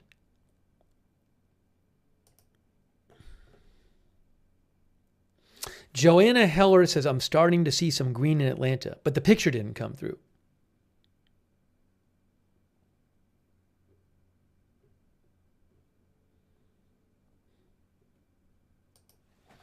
And then William Joseph mentioned that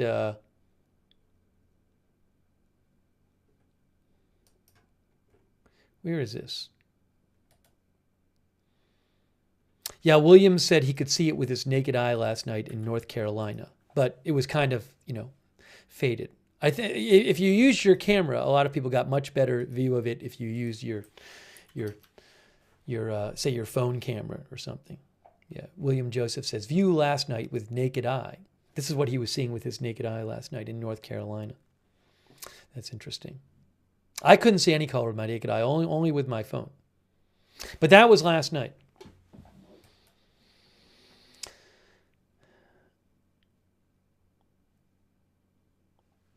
Bowen's family says, I can see it in the Philippines. That's what Bowen's family claims. What time is it in the Philippines right now? Manila time. 9:44 a.m. You can see it you can't see it during the daytime. Maybe you're saying you could see it earlier. because you can't see it during the daytime.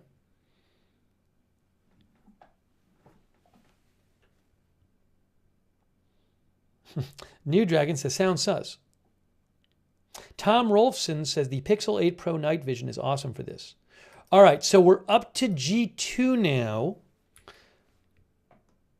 We're up to G2.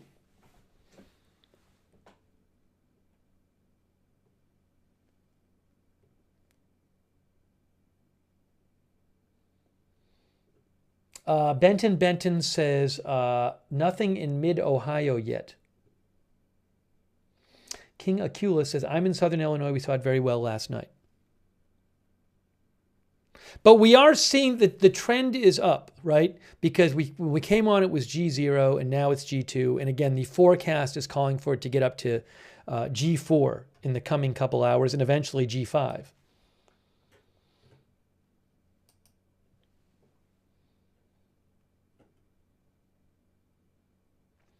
Mr. Jack Hackney says it went from G1 to G2 pretty quickly.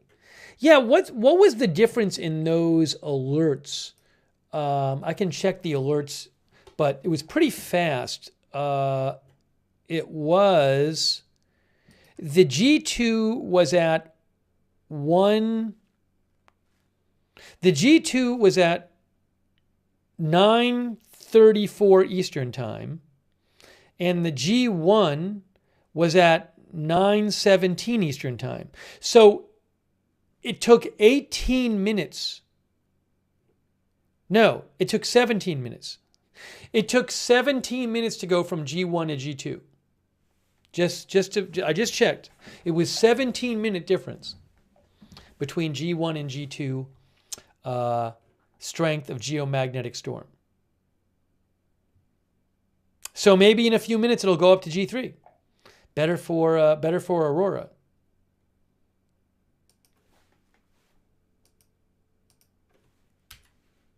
I don't know. Some people claim that, like, oh, there's another solar flare happening. I haven't seen anything about that. I can check some of the. Yeah. So. Oh, is this the one people were talking about? So this is this. Hang on, I'll show you this. This is the X-ray flux. This is the solar flare map, solar flare graph. Right. So people might have been talking about this. So the chart says on the bottom, the plots here are used to track solar activity and solar flares. So if there is a solar flare, we should see it on this. Now, I think some viewers were talking about this.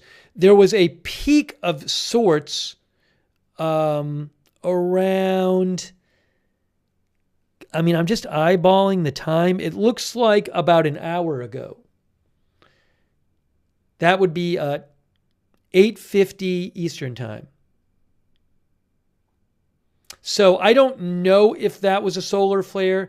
I remember last night, this one was a solar flare right there, that peak, because we were on the air for that, and then it got confirmed it was a solar flare.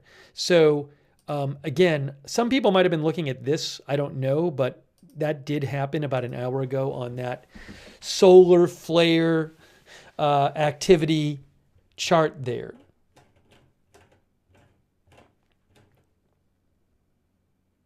Also, I think these two might have been the ones overnight, right? Because that's when we were on the air last night. And then they already said that this morning they put out an announcement saying there had been two.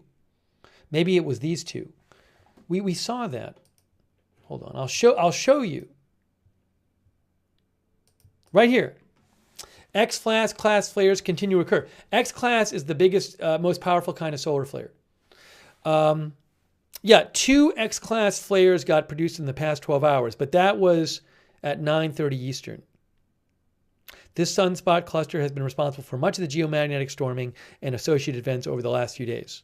Solar flares are powerful bursts of energy that can impact radio communications, power grids, and navigation systems. When that energy that bursts out from the sun reaches Earth, you get geomagnetic storm activity. So I don't know if those two here are this, and this. But this might have been another one like an hour ago. Adrienne thinks the last peak was an M-class flare. M-class is the class of flares below X. It goes from M1 to 9. Is it M0 to 9?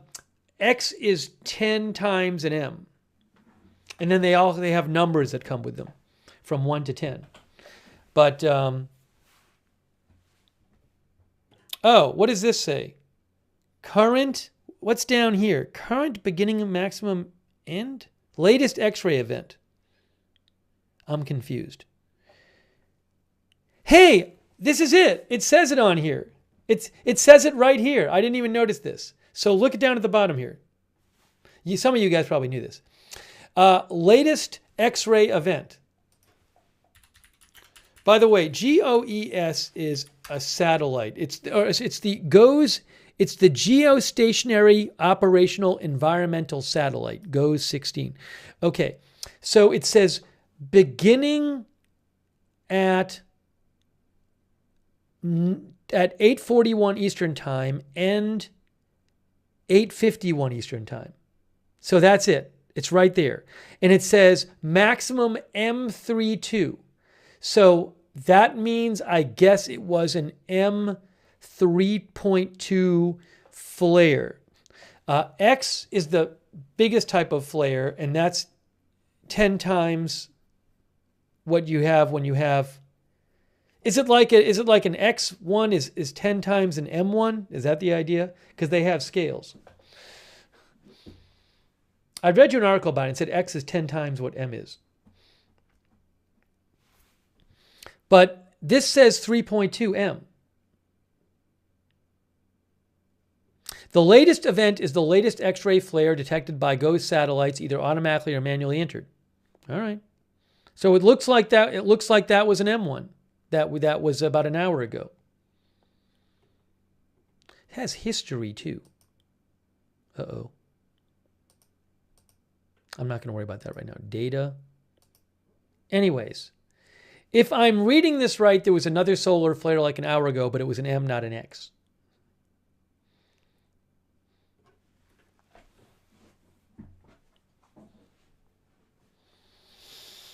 So we'll keep an eye on that. Good to know.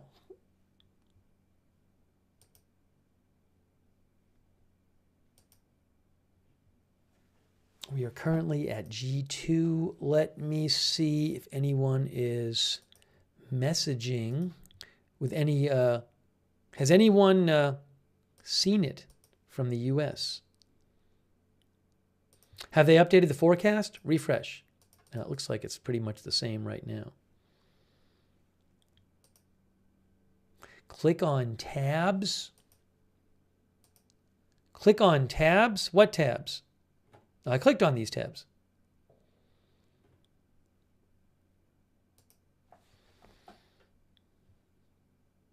I need to check out what people are writing. It is not G3 yet. It hasn't been updated. Okay. Hang on a moment. Hang on a moment here.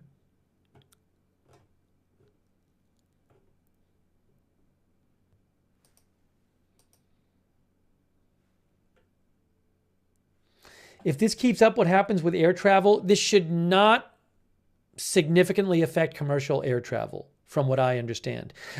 Flight Radar 24 did post today that there were some planes that were not flying over polar routes that normally would. Where is that? Here, I can show you that. I had it. I know it's here. I reposted it. Did they take it down? Did they take their post down? Maybe they took it down.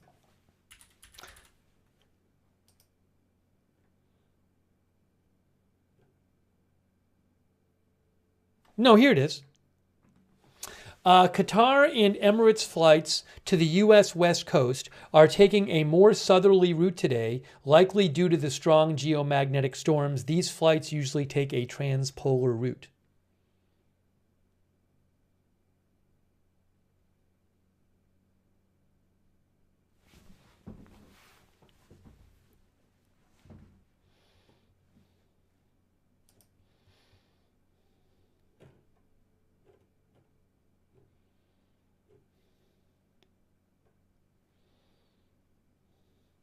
Benton says, no cloud cover, bright stars, no aurora yet in mid-Ohio. Let me know where you're writing from if you write in.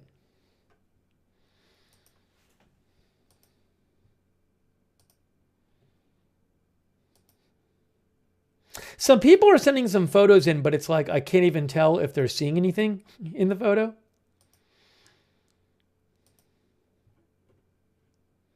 Because it's kind of like dark. So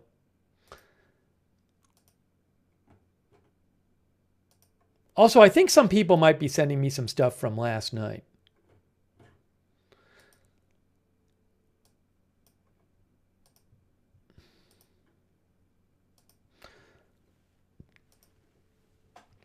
Sherry B says, nothing yet in Noonan, Georgia.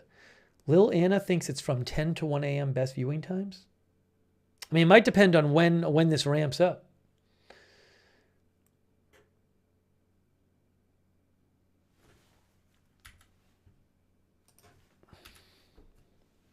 Yeah, it's at G2.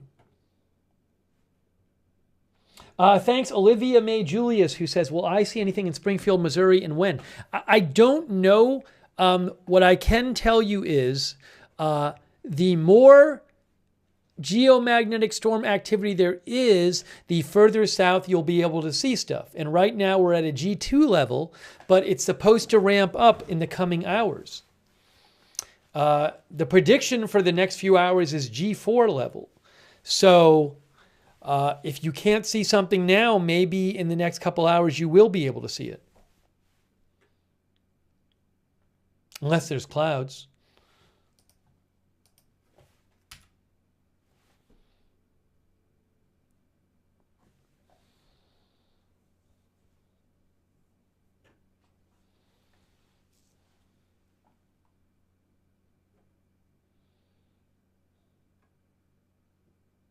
But this is the aurora forecast. It shows you where the aurora is forecast to likely be in about 20 minutes. So you can look at this.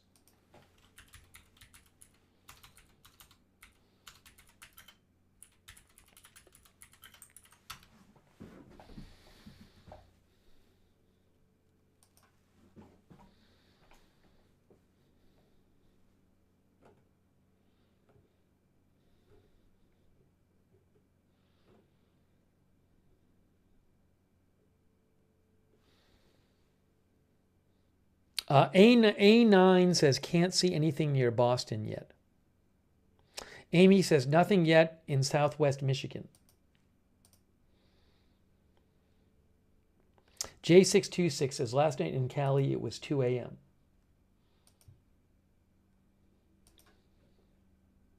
Does it affect birds? I have not heard any reports it affects birds. Maybe I'll show you some stuff here. Hold on. Hang on one moment.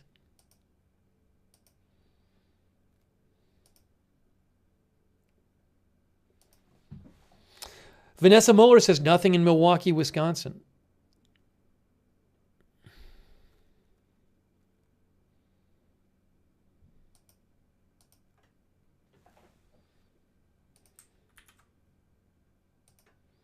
Here's a little article I wanted to just show you to get a little background on what is going on. This is from National Weather Service. They say strong space weather events are caused by the interaction of the Earth with emissions from the sun. The sun continually streams out a solar wind consisting of charged particles or plasma traveling at high speeds through interplanetary space. The solar wind carries the solar magnetic field into space, where it can interact with the magnetic field of planets like the Earth. Sometimes the solar wind gets particularly fast or turbulent, and its magnetic field can trigger changes in the Earth's magnetic field and ionosphere, the region of the upper atmosphere that can conduct electricity. Such changes were termed geomagnetic storms as far back as the 19th century because they caused strong episodic gusts of compass needles that were unexplained until the 20th century when the solar wind was finally discovered. The largest space weather events are caused when the sun experiences a giant magnetic eruption from a sunspot region. That is what has been happening the last couple of days.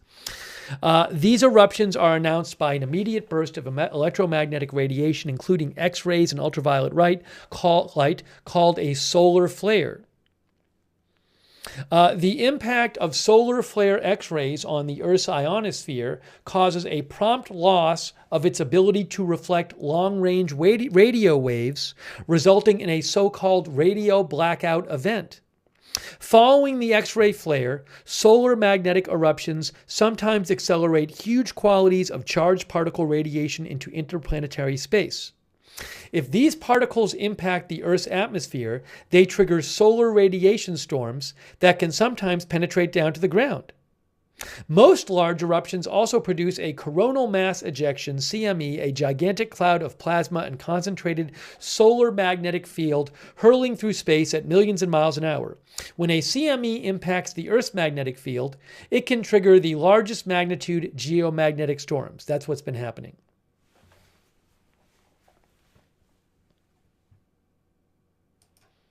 And you can get radio blackouts.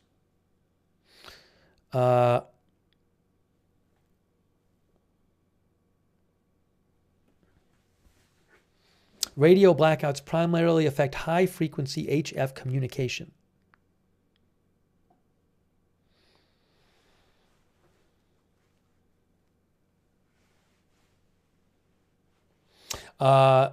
Storms,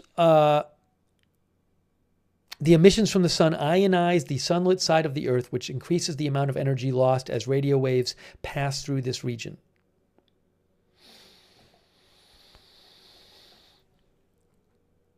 Current sit guy says shortwave is dead. Some of our viewers last night were saying I think they were like amateur radio operators, and they were saying they were having issues. We're still at G2, by the way.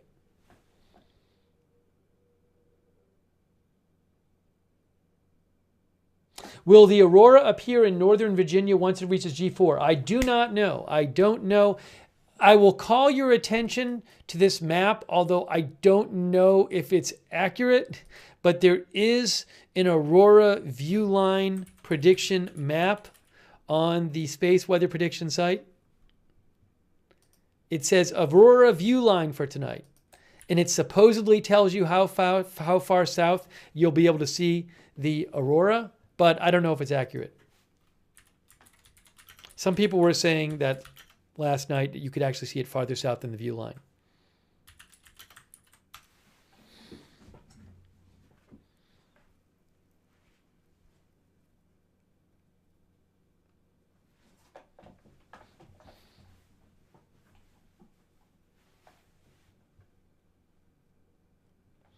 I haven't heard of any like big blackouts or anything like that, or any kind of significant transformer damage. The geomagnetic storm can induce current in high transmission power lines. It can cause transformer damage. I haven't heard of that happening. I haven't heard of any kind of damage or blackouts or anything. That's good. It can affect GPS.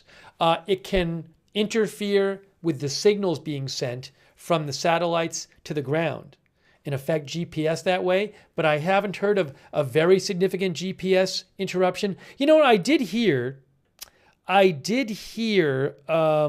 I was listening to the conference call from yesterday that the Space Weather Prediction experts gave, they said that with GPS, what did they say? Yes, changes in the ionosphere during a geomagnetic storm can disrupt the signal between satellites and receivers on the ground, but any outages should be short. Any outages should be short, they said, for GPS functionality.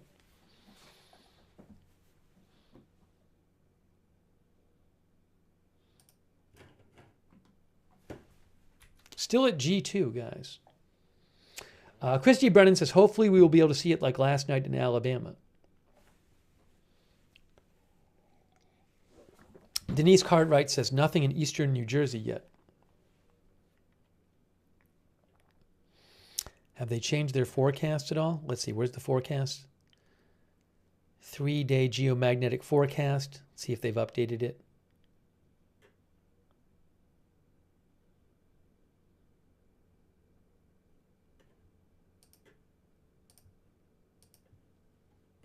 I'm waiting for the forecast to load.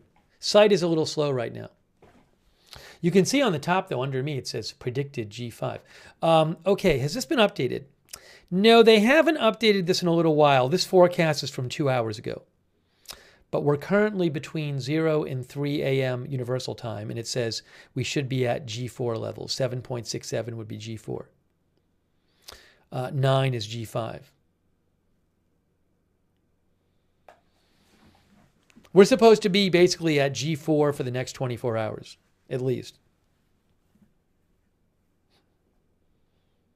Strickler says, I'm the only one who the site is working for? Maybe because I got in early. I'm not sure. Sherry Face says, nothing in northern Indiana. For what it's worth, it's not supposed to be as high on the 13th. Not G4 predicted. G3 predicted for the 13th. And then once you get to the 14th, you need a 5 or above K number for G1. So anything below 5 is just G0.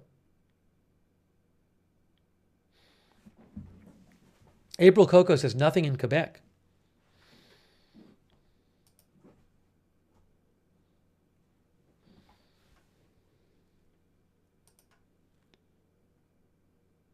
I don't believe this. One of our viewers sent a picture and she's saying she's seeing pink in Georgia. I don't buy it. I'm not buying it. I am not buying that picture. If it were pink like that in Georgia, I'd be getting so many pictures from people. So I am not buying that it's pink in Georgia right now. I'm sorry. I can't buy that photograph. Just not buying it. Warren Tinsley says nothing in Maine. No, you can't see. I'm not showing it. April Coco says AI photo.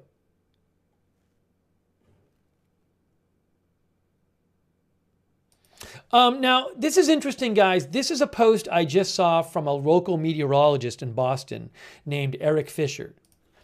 Now, something to keep in mind, though, is that this changes over time. So Eric Fisher is looking at this forecast that we were looking at. He says not nearly as active as last night, plus more clouds. That's for Boston. Next wave is set to arrive tomorrow. Maybe better shot tomorrow night. See, I don't know about this, though, because right now we're at G2 geomagnetic storm activity. And the current forecast for like around now is for G4. So we could get up to G4 pretty soon. I assume if we get up to G4, that map is going to change.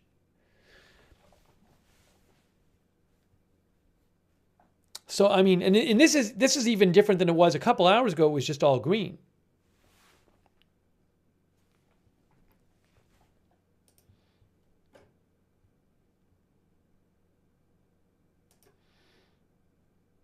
Hang on a second here.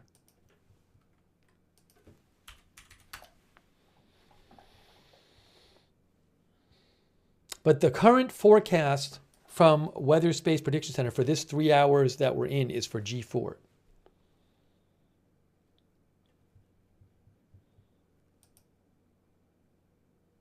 Tiny Tacos, it comes as waves.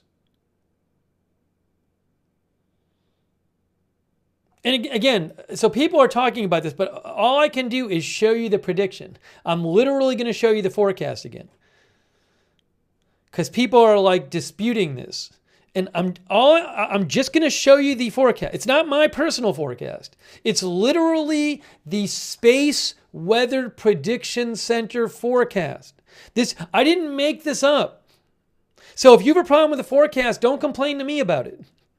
But it literally says, index forecast, 8 p.m. to midnight, 8 p.m. to 11 p.m. Eastern time, 7.67 K index. That's a G4.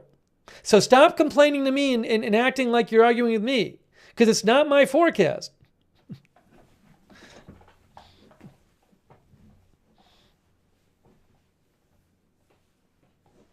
People are talking like I'm making this stuff up. It could be wrong, the forecast, but I'm not making it up. says it right there.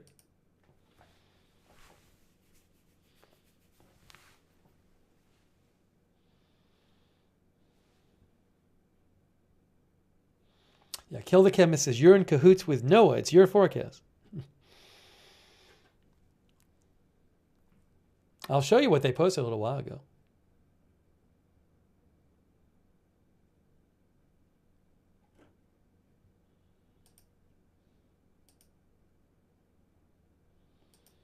This is what they posted.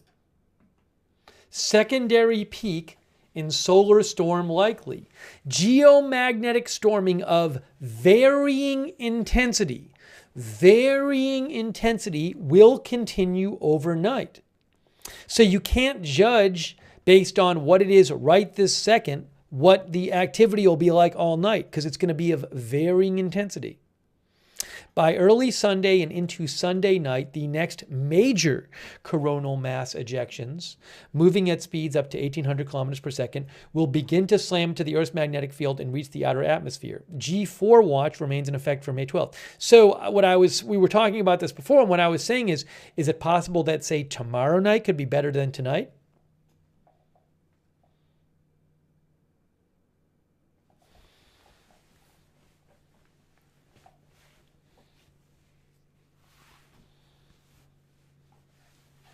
Marie says, I'm seeing some red in mid-Missouri. Michael Mabry says, I'm in South Carolina. We have a couple light pink spots overhead, nothing major yet.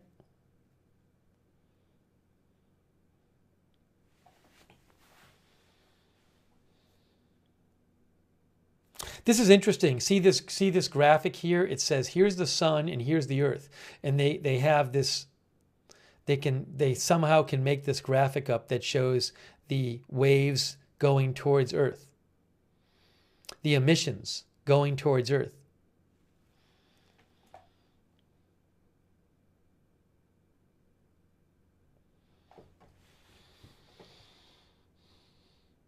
How do I send pics? Write to me, Choctaw Native on at Lookner on X. At Lookner on X.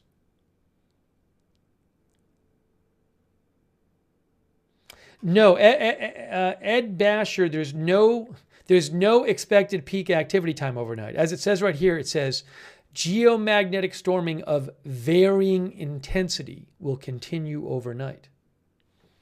Varying intensity.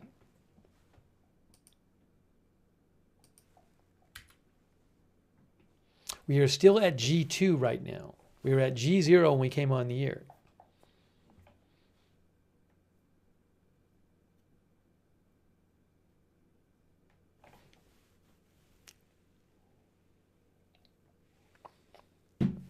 Shout out to our moderators. Cynthia Moon and Beezy are modding. Thanks, guys. DJC Mobile Tech is there. Appreciate it. Also over there on Twitch, we have David Green, McBritches, Sarah, Papa Bear, Sharon C54, and Surly Dev. Thanks, Stunned in the North, for subscribing.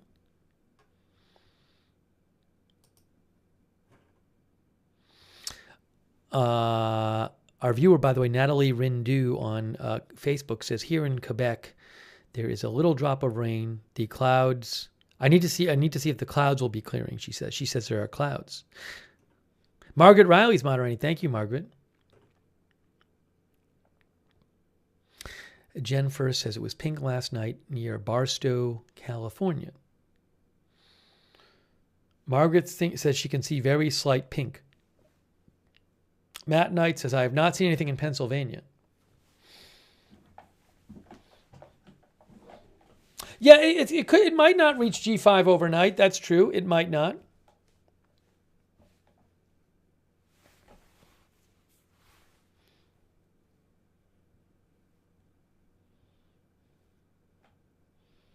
But we'll just have to see. We'll just have to see. Look, you know what happened last night? Remember, it was supposed to be G4. It was not supposed to be a G5. This was not supposed to be a G5 storm. You know, the messages coming out on Friday. The messaging coming out on Friday was it's going to be G4, and it ended up being a G5. So maybe it'll be maybe tonight will be less strong than it's supposed to be.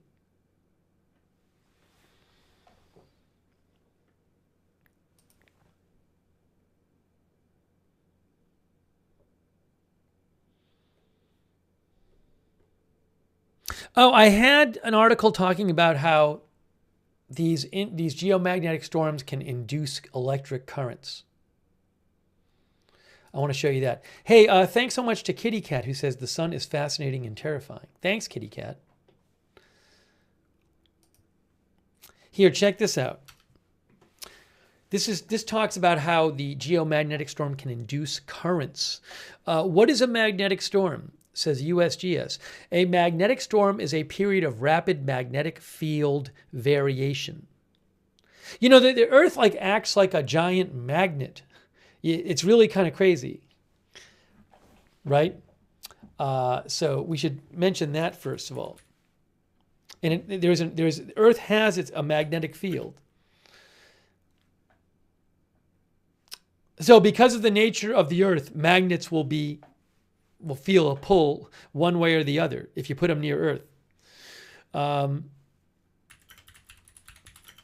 me see if I can show you something about that real quick. Yes, it is generated by, I believe, the movement of molten stuff in Earth. Look at this. It's really interesting.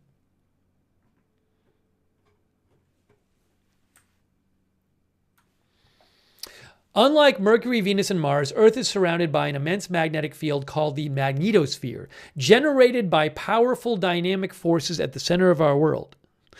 Does it say how? It says Earth's magnetosphere isn't a perfect defense. Solar wind variations can disturb it, leading to space weather, geomagnetic storms that can penetrate our atmosphere, threatening spacecraft and astronauts, disrupting navigation systems, and wreaking havoc on power grids. But they also produce spectacular aurora. Where is the...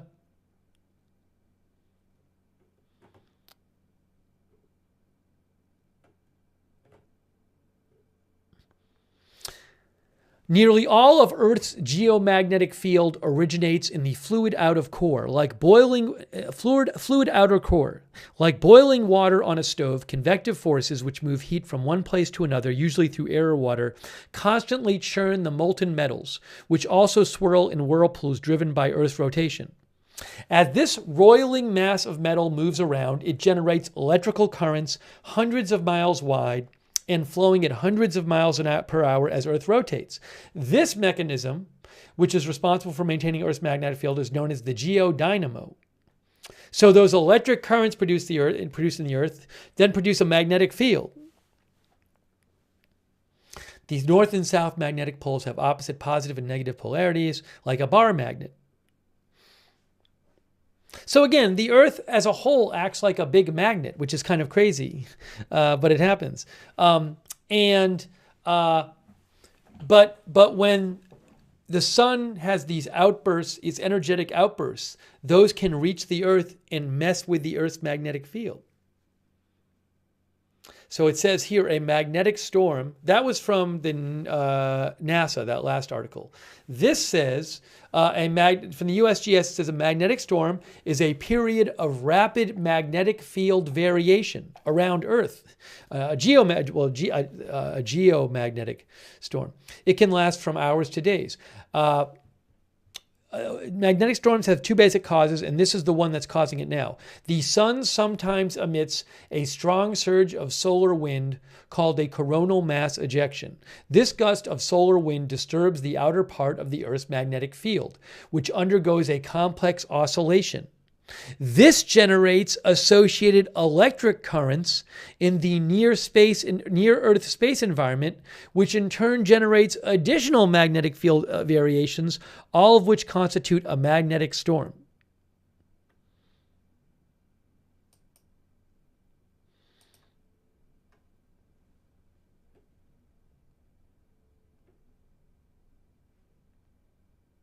I was trying to sort of show you something about how currents can be induced. I thought it said it here. I think it does, but I'm not going to go through this right now.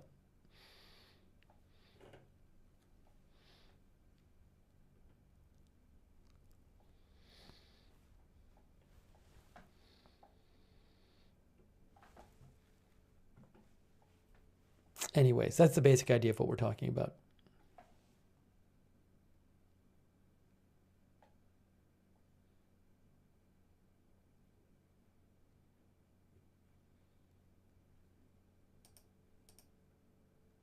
No, I was looking for, there was stuff about currents in there, but I didn't quite see the exact thing I was looking for. I thought it was in there in sort of a simple language.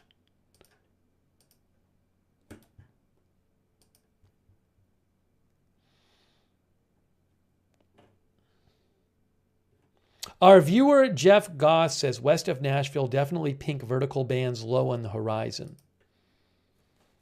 Well, I'm going to check and see. Maybe some of our viewers have posted reports. Andrea says tonight is supposed to be weaker than last, but who knows?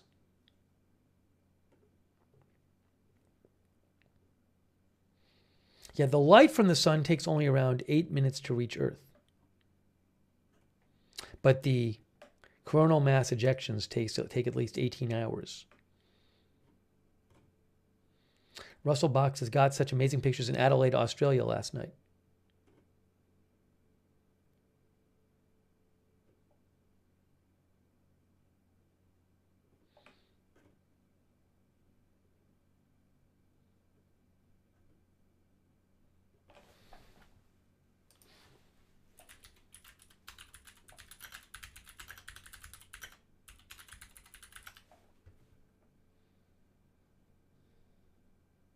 Oh, I found something.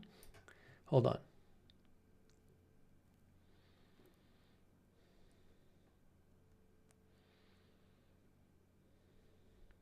Trying to find a simple description of this.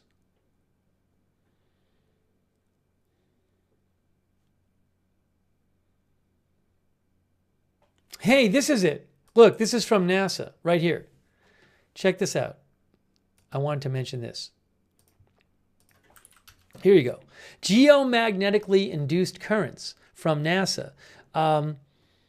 Geomagnetically induced currents can result from geomagnetic storms, a type of space weather event in which Earth's magnetic field is rattled by incoming magnetic solar material. Most geomagnetically induced currents are triggered by coronal mass ejections, or CMEs, which interact with the magnetic field around Earth and cause it to rattle.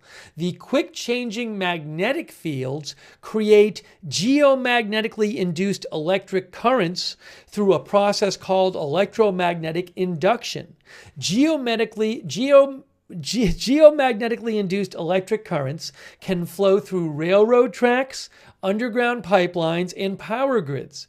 In extreme cases, they can cause blackouts. There you go. There's a picture here too. Changing magnetic fields, it says, induce an electric current.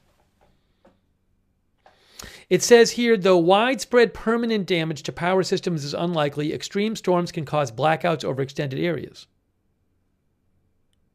Geomagnetic, look it down here. I don't know if you can see this here.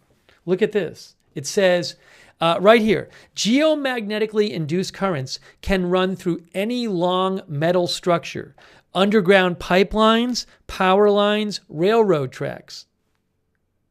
How about that? Yeah, Mike L. Jenks says the induction is how, electromagnetic induction is how generators work, where you're moving, where you have changing magnetic field producing an electric current. Anyways, I thought that was interesting.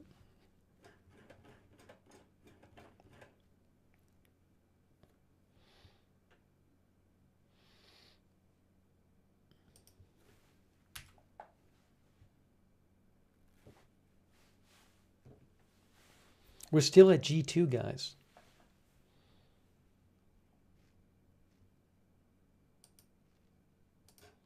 It's called electromagnetic induction. It's not geomagnetic induction, because electromagnetic induction can happen even when you're not near Earth.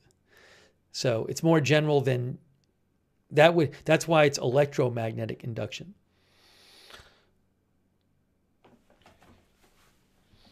I was hoping that maybe this would. I was hoping maybe for the benefit of the people who wanted to see auroras, that we'd be getting a higher observed higher intensity geomagnetic storm conditions, because that would help. Then you'd have, larger aurora viewing area, but it's stuck on G2. Have they adjusted the forecast? I'm refreshing the forecast. Jamie Rowland says, looks like it's going to be a later night. Who knows? Maybe 3 hours from now, it'll be at G4 or something. Hey, no, look at this. Hold on. Look at this. So we're seeing red here. Guys, if you look at, so there's the southern hemisphere. I'm looking at the northern hemisphere. I'm in the US, but you can look at the southern too. We're now seeing red on this forecast, right? We weren't seeing red before. Red is greater probability of an aurora. So I don't know. I mean, that forecast is getting better for aurora viewing for US. That's the forecast of where auroras are expected to be overhead in about 24 minutes. And again, my understanding is that you don't need to be directly under it to see it. I don't think that's how that works. I thought it originally was, but now I believe that that's where the aurora actually is over Earth, but you could be below it, more south than that, and still see it like on the horizon.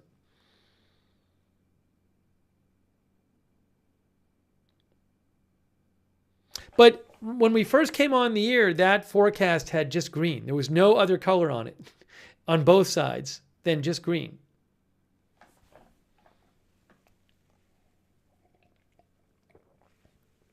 Thanks, Dizzy Dale. I appreciate that, Dizzy Dale. Thank you. And Mark's as well. I'll check for photos.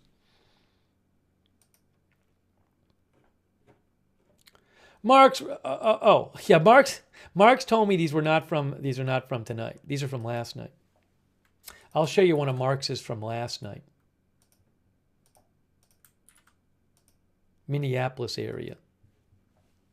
This is not from tonight, though. This is from last night. If it opens, let me make sure this opens. Hang on, Marks. I'm opening up your photo.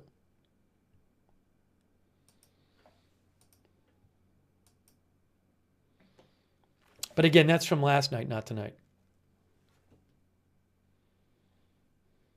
I got so many pictures last night, I couldn't even show them all. But I haven't got, I don't know that I've gotten any confirmed ones tonight. I got a couple, I got some that I think are not legit.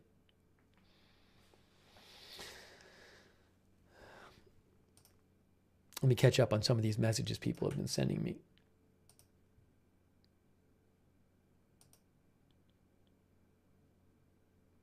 Stephen Brake says, in Nova Scotia, not as bright last night yet.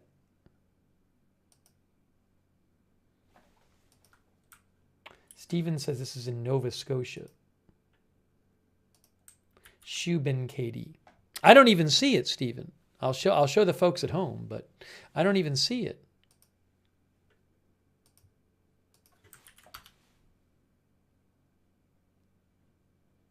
Hang on, everything takes so long. Hold on a moment. Hold on a moment, guys.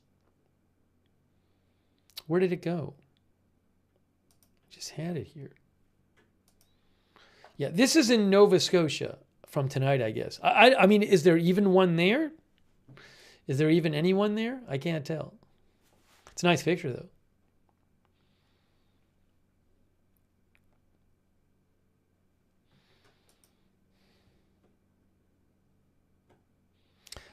Ryan says this is from Atlanta, Indiana.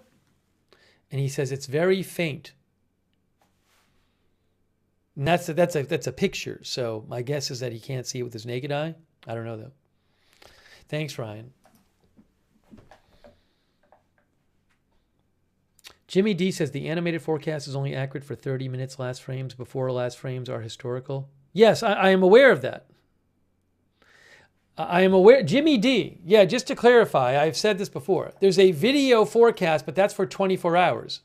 And the entire loop goes up to ends here. So when you look at this forecast page, this says forecast lead time 29 minutes, right? And it says for 10:54 p.m. UTC.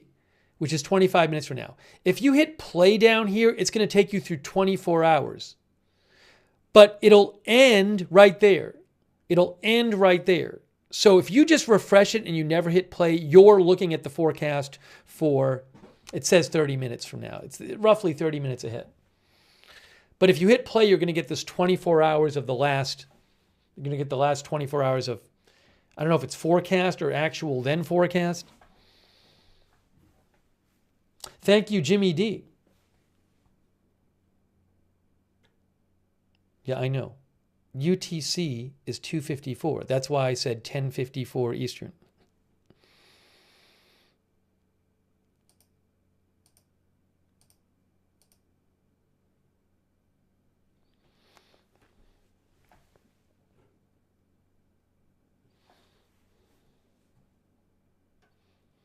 But we are seeing red in this forecast now. Still G2. I mean, maybe it won't get up. It was supposed to get to G4 between 8 and 11 p.m. Eastern time. That was the forecast. And it's only gotten up to G2 so far. We only have a half hour till 11. So I'm assuming if it were G4, then there'd be a lot better viewing of Aurora stuff. Should I unplug my computer? No. There's been no recommendations, no special recommendations for regular people.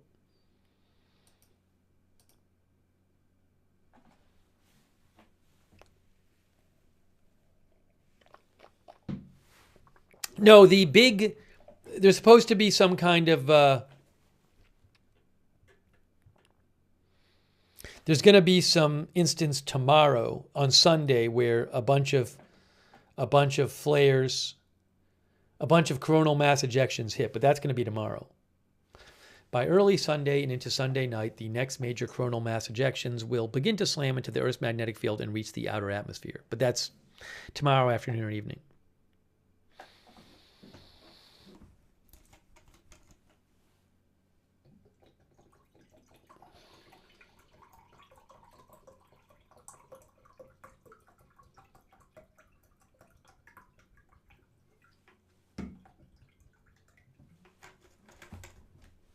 It could be good tomorrow night. I don't know.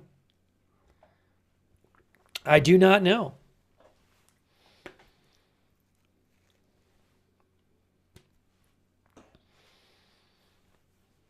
Mike L. Jinx thinks it's going to be a better chance tomorrow night.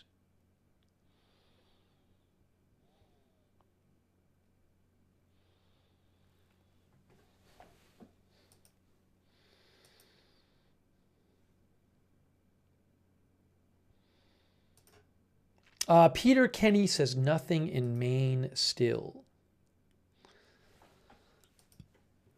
Yeah, so far I think the hope was for, certainly so far the hope was for a stronger activity, strong activity for more aurora activity for those seeing auroras. But I think so far it has been it's been more muted than was predicted.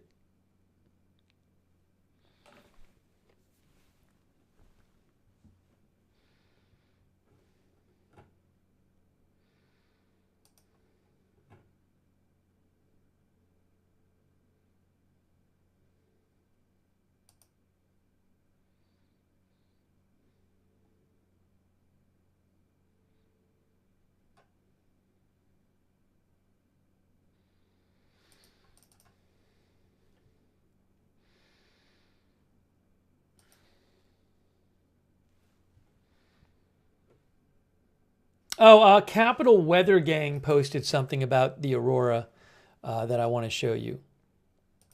This is from Capital Weather Gang. They do weather at the Washington Post. Quick aurora update. Geomagnetic storm activity not as strong as last night, but some aurora showing up in Michigan.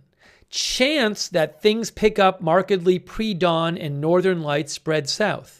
Might be worth setting alarm for 4 a.m. or so in D.C. area and checking skies. No one knows for sure how strong geomagnetic storm activity will be overnight, and timing is uncertain. But modeling suggests increase towards morning. Clouds other wild card. Probably partly to mostly cloudy. This is in the DC area, but maybe enough breaks to see aurora if they materialize. So that, again, I think that's interesting from the Capital Weather Gang. First of all, they say currently the geomagnetic storm activity is not as strong as last night. That's 2, because we started at 0 tonight. We're now at 2 on the G scale. Last night we were at 5 a lot of the time, or 4. They said there's a chance things that pick up markedly, a bunch, pre-dawn and northern lights spread south. And they also said no one knows for sure how strong the geomagnetic storm activity will be overnight, and timing is uncertain, but modeling suggests an increase toward morning. All right, so that's an update from Capital Weather Gang.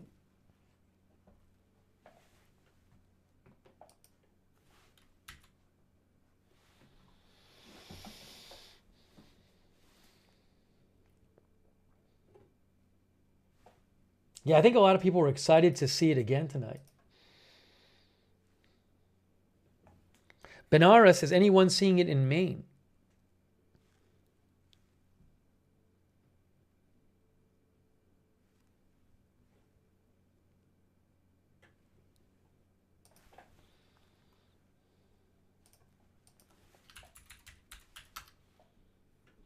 Fewy says, I'm up in Ontario, but it's all cloudy.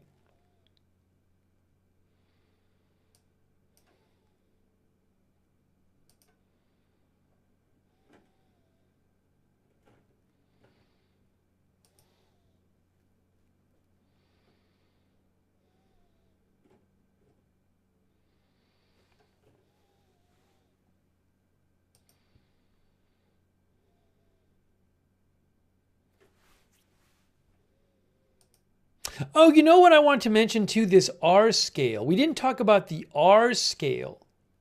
I was reading about the R scale. You know, there's a G scale, but there's an R scale that has to do with radio blackouts. So right now we're at R none. But let me show you something about the R scale. It's quite interesting. R scale is radio blackout scale. And R5, I don't know how high it got last night. R5 is complete high-frequency radio blackout on the entire sunlit side of the Earth, lasting for a number of hours.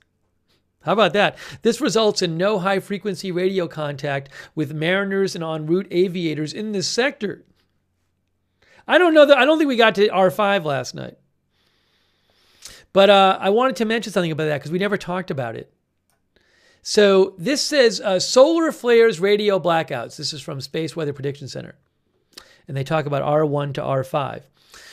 Solar flares are large eruptions of electromagnetic radiation from the sun lasting from minutes to hours. The sudden outburst of electromagnetic energy travels at the speed of light. Therefore, any effect on the sunlit side of Earth's exposed outer atmosphere occurs at the same time the event is observed. The increased level of X-ray and extreme ultraviolet radiation results in ionization at the lower levels of the ionosphere on the sunlit side of the Earth. Under normal conditions, high-frequency radio waves are able to support communication over long distances by refraction via the upper layers of the ionosphere. When a strong enough solar flare occurs, ionization is produced in the lower, more dense layers of the ionosphere, the D layer, and radio waves that interact with electrons in layers lose energy due to the more frequent collisions that occur in the higher density environment of the D layer. This can cause high-frequency radio signals to become degraded or completely absorbed. This results in a radio blackout, the absence of HF communication.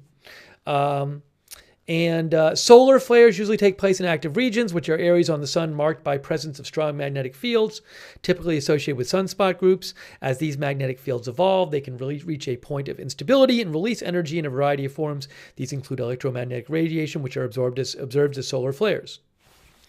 Radio blackouts are classified using a 5-level NOAA space weather scale, directly related to the flare's max peak and soft X-rays reached or expected. Okay. So anyways, they have this scale of radio blackouts. And this is different than the geomagnetic storm, because the geomagnetic storm is produced by these coronal mass eruptions, and that takes like 18 hours or more to get to the Earth. But with the radio blackouts, that's caused by electromagnetic radiation, which comes to Earth in 8 minutes. So I don't know when the last time an R5 was. But again, R5 radio blackout, complete high frequency radio blackout on the entire sunlit side of the Earth, lasting for a number of hours. Physical measure X20. Does that mean you need it? I don't know. Is X20, is that related to the solar flare? X20 solar flare, is that what it's saying? This results in no HF radio contact with mariners or en route aviators in this sector. Does anyone know X solar flares? X are the biggest type of solar flares. They're 10 times bigger than M's. And I think the biggest one ever was an X28 that's been measured. So I don't know if this means... average frequency of R5 blackouts, less than 1 per 11 years. That's what it says. One cycle equals 11 years. Average frequency of radio blackouts at R5 level is less than 1 per 11 years. Anyways, Beanie Flower says it was an X28 in 2003. So if there was a big enough solar flare, then within 8 minutes, there would be a complete high-frequency radio blackout on the entire sunlit side of the Earth, lasting for a number of hours.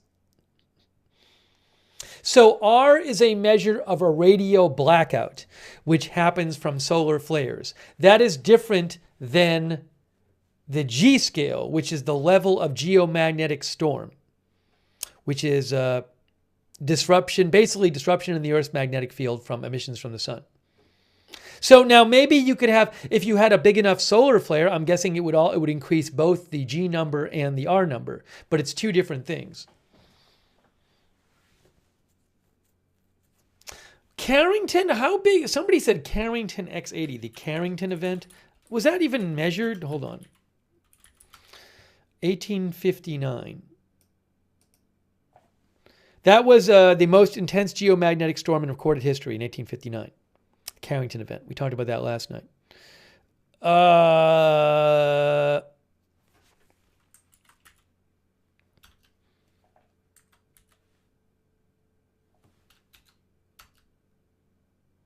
Does it even say?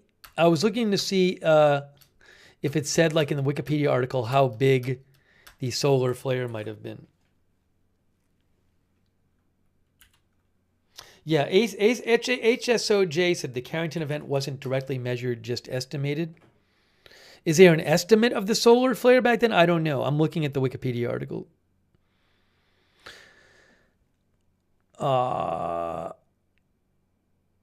don't know if they have an estimate in the Wikipedia article.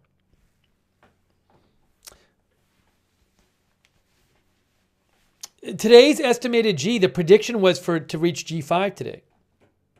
It says it right here. G5 for May 12th. Look.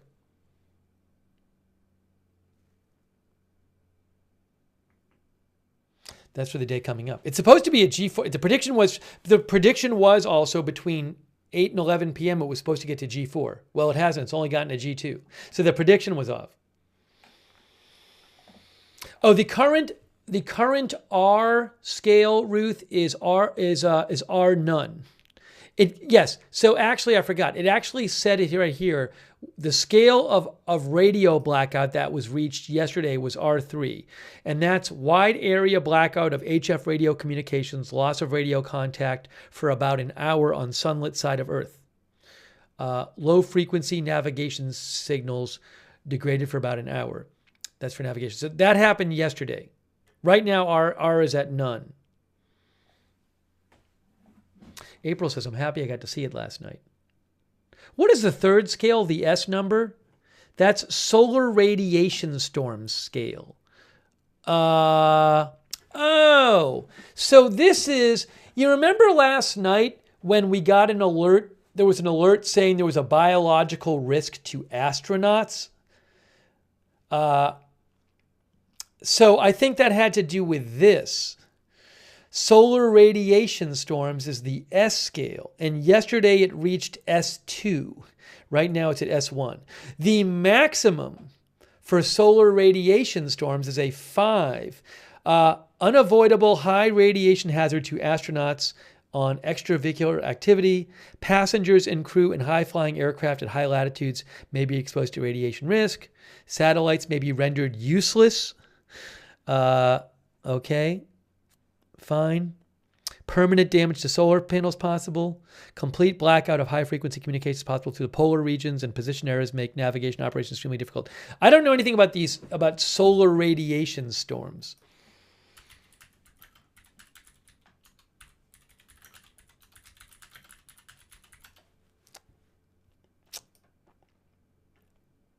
Maybe I can find something about that.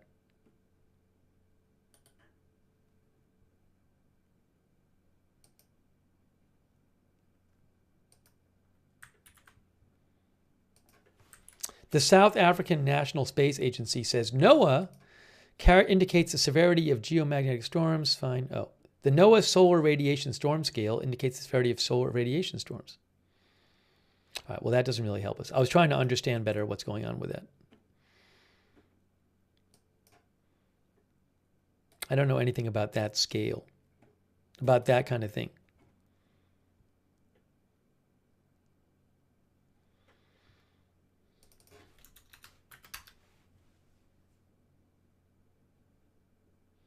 Robert C. says astronauts on the space station do not have the same protection against radiation we have here on Earth.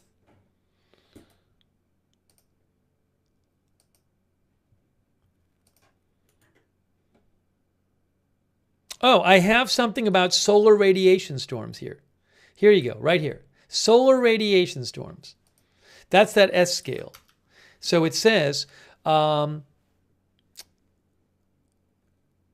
here. I'm trying to show you this. It's at the bottom of the page. It's at the bottom of the page, but we can see it barely.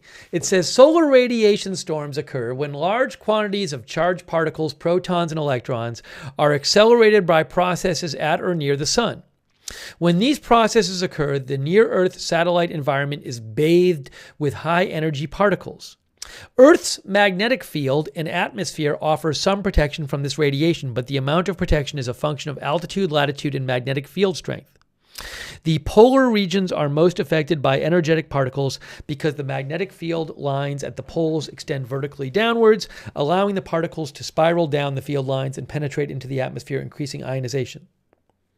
Energetic protons reach Earth a half hour to several hours after a solar eruption. Solar radiation storms can last from a few hours to days, depending on the magnitude of the eruption. Solar radiation storms can occur at any time during the solar cycle, but tend to be most common around solar maximum. Again, this is solar radiation storm. That's different from a geomagnetic storm. Solar radiation storms impacts include loss of HF radio communications through the polar regions, navigation position errors, elevated radiation exposure to astronauts and to passengers and crew in aircraft at high altitudes and latitudes, and damage to satellite systems. So yesterday, the max solar radiation storm alert level we reached was S2.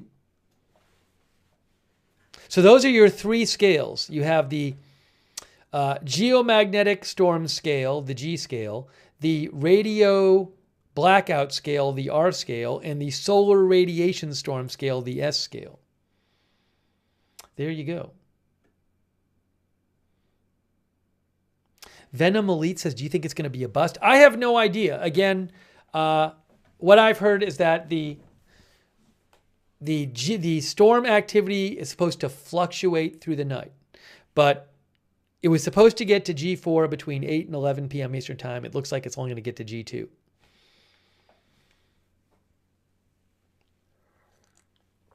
Ray Bob says the reason stuff is not affected now is better shielding and grounding than 70 years ago.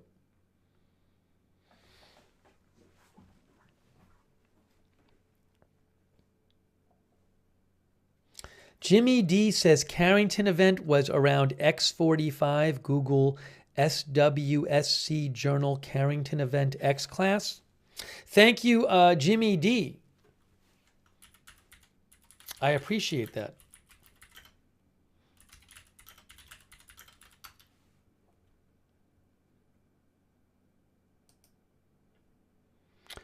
Yeah, there is an article published in the journal Space Weather, Space Climate that was published in 2013 that argues that there was an estimate of X45 for a flare. But I don't know enough to look at this article and say whether it's like well argued or not. I mean, I would have to be a scientist in that field.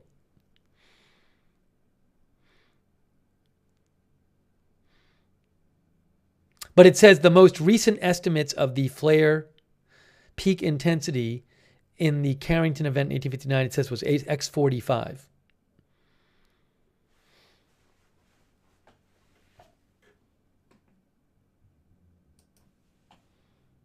But it's helpful for when you're seeing like you'll have, it actually says on here, I think, there's a place to find the recent flare activity. Where can we find it here? I think it actually lists it somewhere here, the recent ones. Can I find it?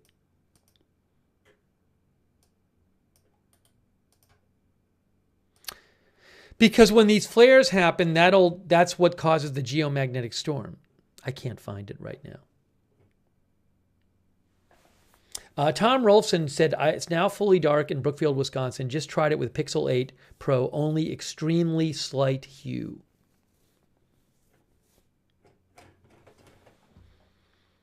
So I think it's helpful to understand the flare scale because you'll hear them come out and they'll say, oh, look, they just said X-class flares.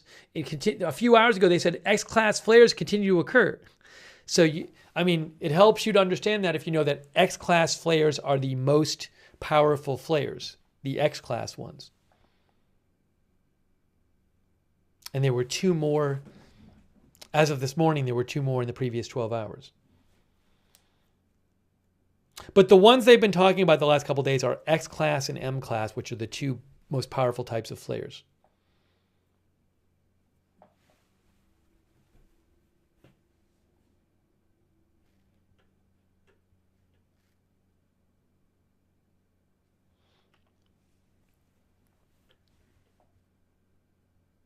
I think that's interesting. Where is it here? I showed you that earlier.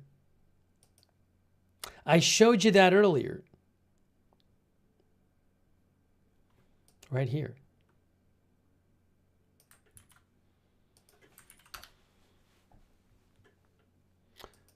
Solar flare. What is a solar flare, NASA? Solar flares are giant explosions on the sun that send energy, light, and high-speed particles into space. These flares are often associated with solar magnetic storms known as coronal mass ejections. The biggest flares are known as X-class flares, based on a classification system that divides solar flares according to their strength. The smallest ones are A-class, near background levels, followed by B, C, M, and X. Similar to the Richter scale for earthquakes, each letter represents a 10-fold increase in energy output. So an X is 10 times an M and 100 times a C. Within each letter, there's a finer scale from 1 to 9. So you might see an M5.8 or an X1.5. It also says, although X is the last letter, there are flares more than 10 times the power of an X1, so X-class flares can go higher than 9. The most powerful flare measured with modern methods was in 2003 during the last solar maximum, and it was so powerful that it overloaded the sensors measuring it. The sensors cut out at X28. The biggest X-class flares are by far the largest explosions in the solar system.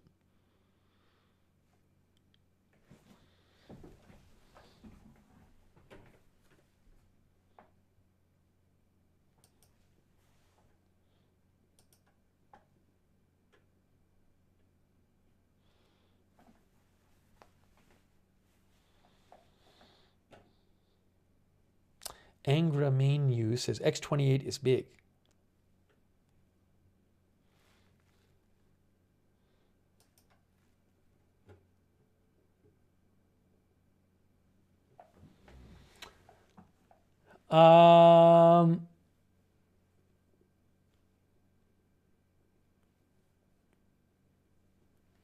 Our viewer, Melissa Haynes, said that SolarHam, which is a well-known space site, posted an update, like a technical explanation of why they thought that geomagnetic activity has been a little low. So you can go to SolarHam and check that out.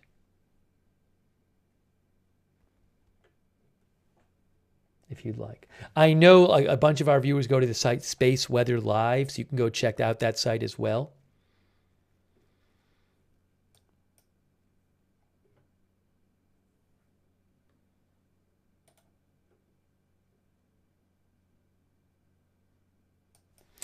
Here's a picture that, again, I can't verify it. It could be legit.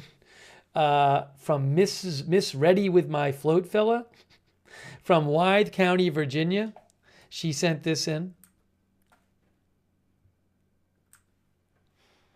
And she saw a little bit of color there. I can't verify the photo. Could be legit. If it'll load, I'll show it to you. It's not loading. Hold on, I gotta do this again.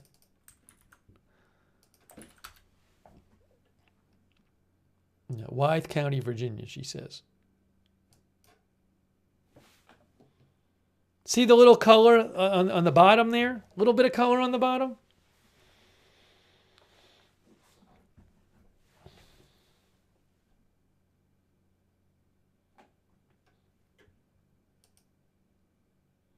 So, I wouldn't be surprised if that is legit. Thanks for sending that in.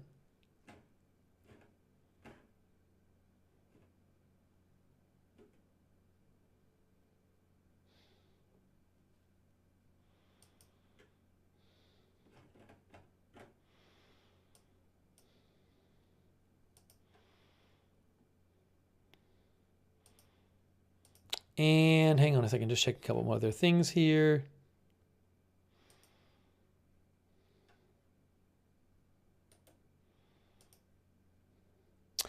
Candy Lose sent this from Weston, Wisconsin. Candy Lose. So she's seeing a little bit of color in Weston, Wisconsin. Tom Rolfson said, that picture looked legit. It's a little brighter than I had 15 minutes ago.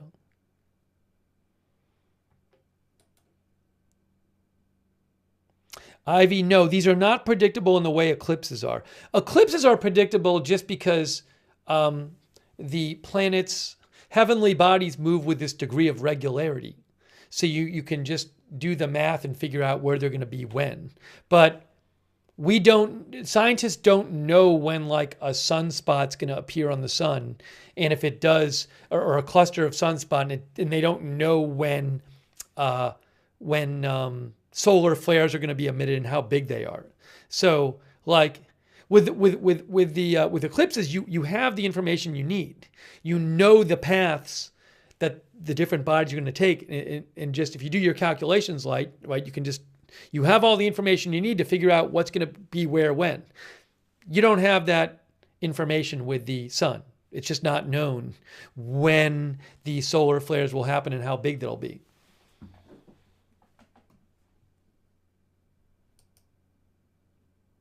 You might be able to do estimates of like how often they might happen or roughly how big one happens and in how many years, that kind of thing. But that's different.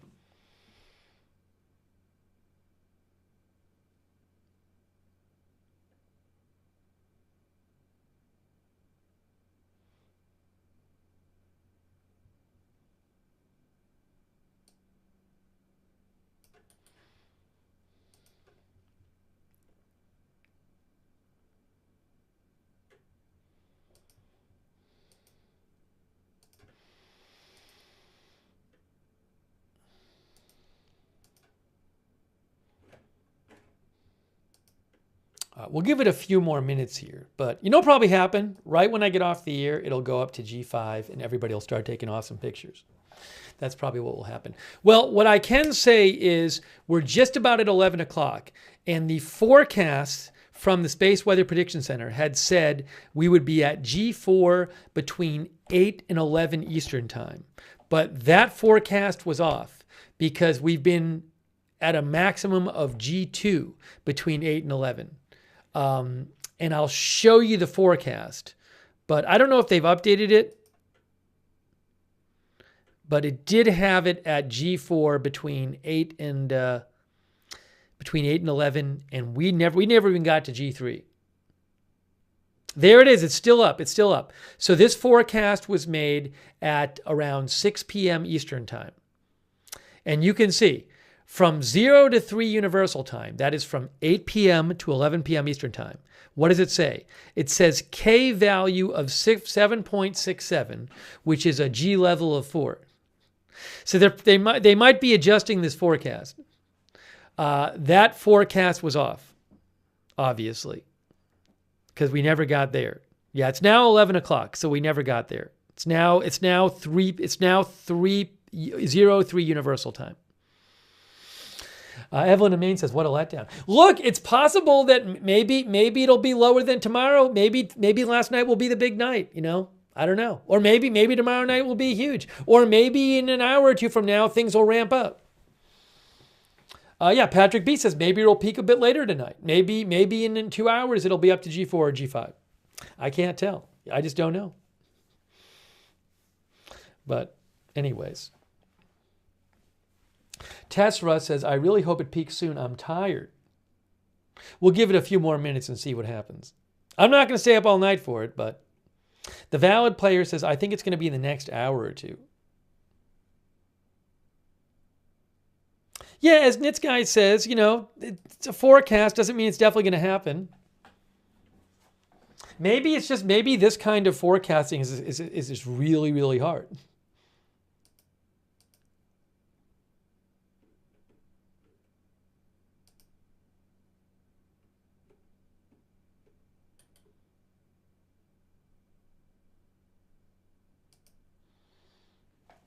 Hang on a moment here.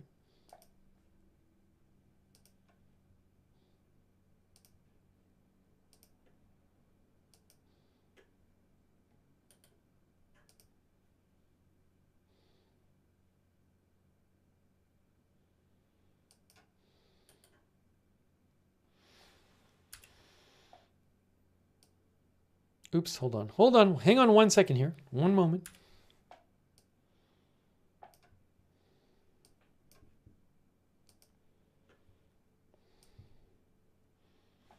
Our viewer Mary sent a picture from last night. Very nice, Mary. So many nice pictures from last night. Incredible. People around the world were taking them. Again, the basic idea is normally you need to be very far north or very far south to see the northern lights or southern lights. But when these geomagnetic storms happen, that allows people not as far north or not as far not as far south to see these lights. So it was incredible last night. Hey, thanks Dodger Blue. I appreciate the sticker. Thanks Dodger Blue. Also, Big Brother Bree says Aurora prediction is much like predicting tsunami. Yeah, I'm not familiar with it, but maybe it's just naturally hard to do. I didn't even check the Aurora forecast lately, but I assume it hasn't changed much because the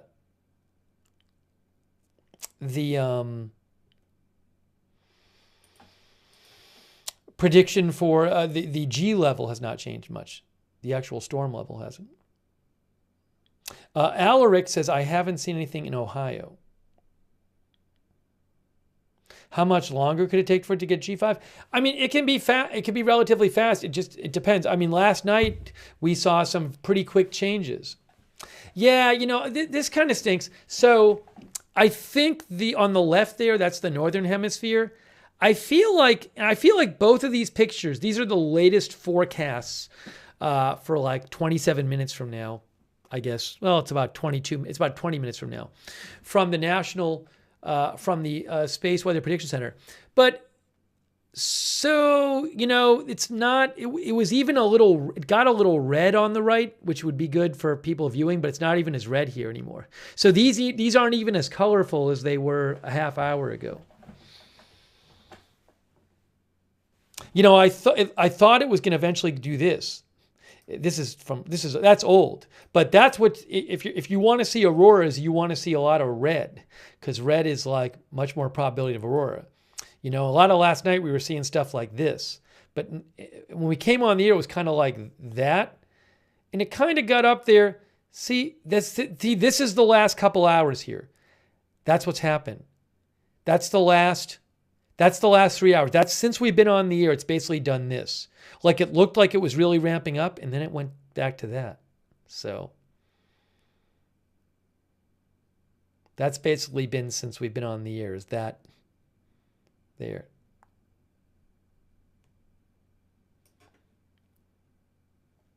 That's the north. I mean, the south is probably a similar story. Southern hemisphere, same thing.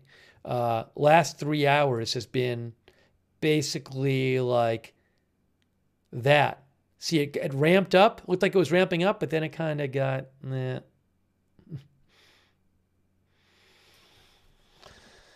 Yeah, as Jasko says, depends on what's incoming from the sun.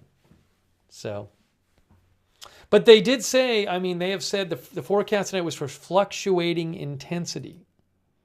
Geomagnetic storming of varying intensity will continue overnight. Oh, it went up to G3? Hold on. Hey, we're at G3. Breaking news. It is at G3, guys. Maybe it's going to go up a bunch. It's at G3. It's at strong. It just went up again. G3.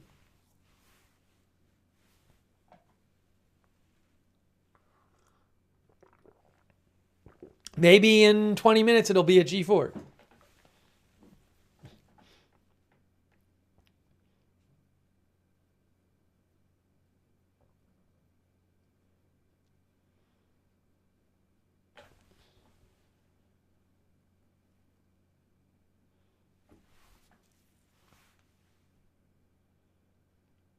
Yeah, and we were mentioning several CMEs are anticipated to merge and arrive at Earth on May 12th, Sunday.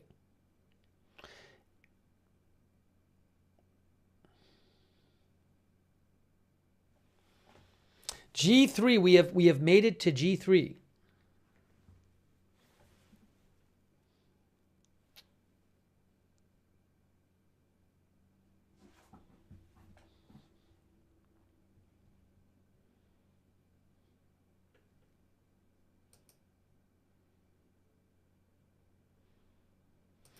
And then they also said that the next major coronal mass ejections will begin to slam into Earth's magnetic field by early Sunday and into Sunday night.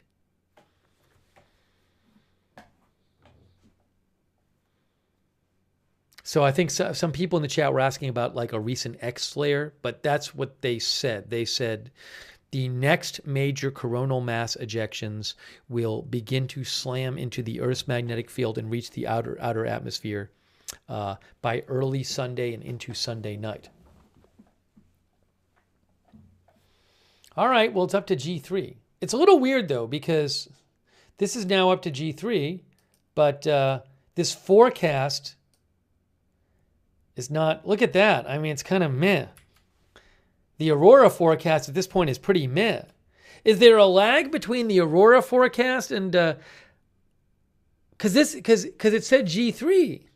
It's weird. The actual scale, the latest observed conditions are stronger, but this forecast is weaker.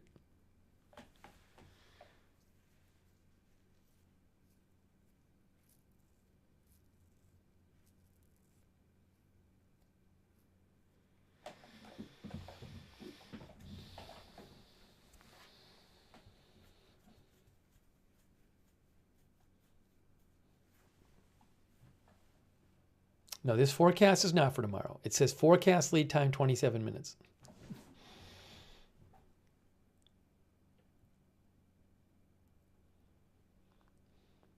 Well, the current... Let me get you the latest alert.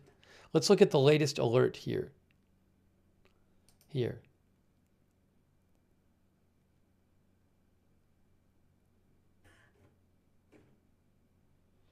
This is the Space Weather Prediction Center website.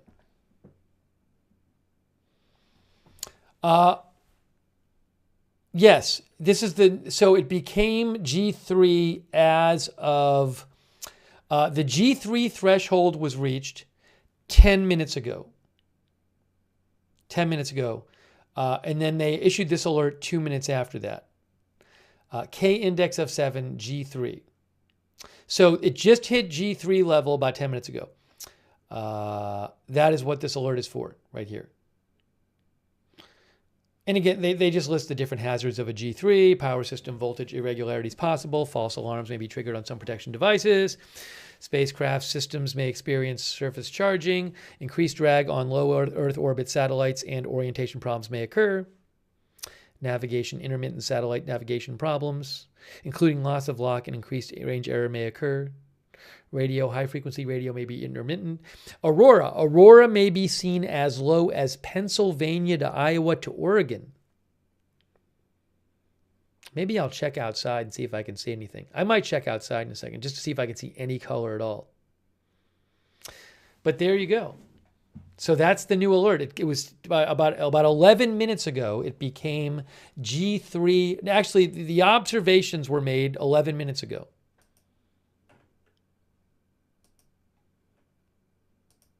So we are up to G3.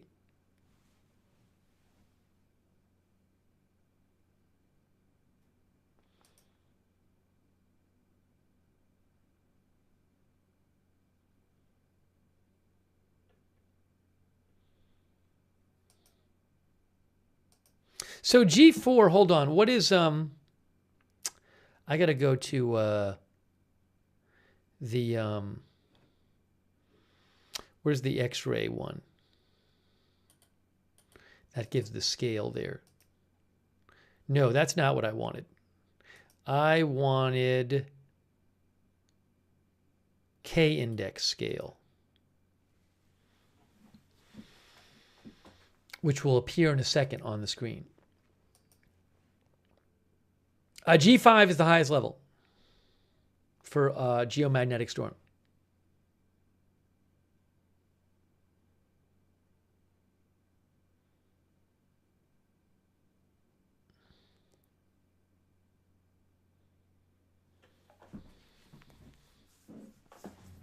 It's loading.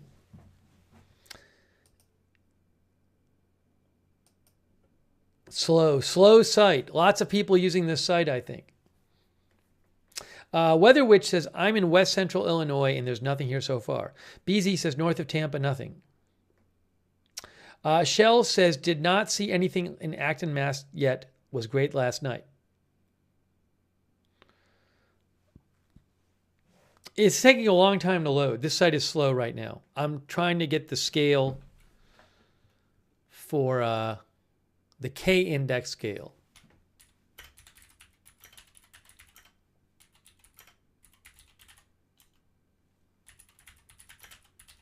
I know a 9 is a G5. Oh, I got it. Planetary K-index. I found it. Here it is. So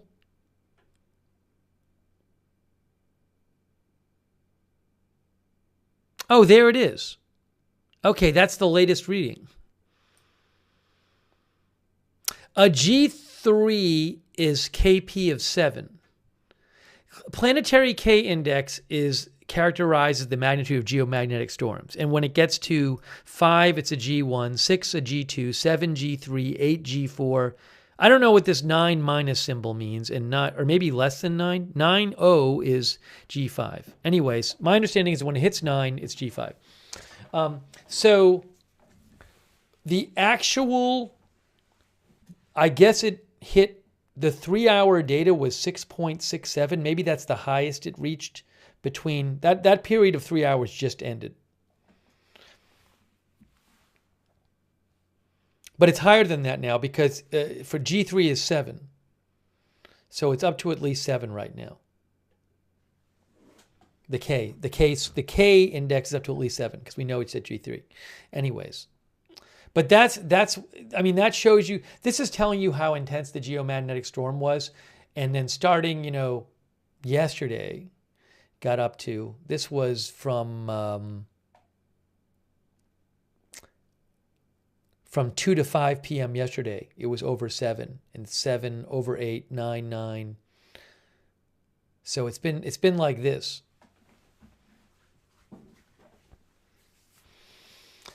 That's your couple day history of the storm.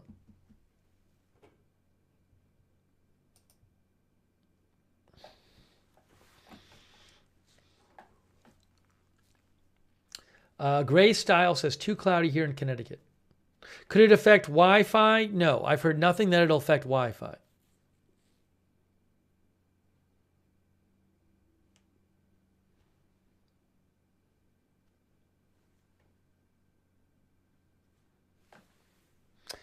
Christopher Sellers says in Brazil it's gone down to almost nothing here. Dave Wanamaker says no sign of the lights in Des Moines as of 10 p.m. tonight. Yeah, I mean, look, we got viewers from a lot of different places, and people are pretty much saying we don't see anything or see very little.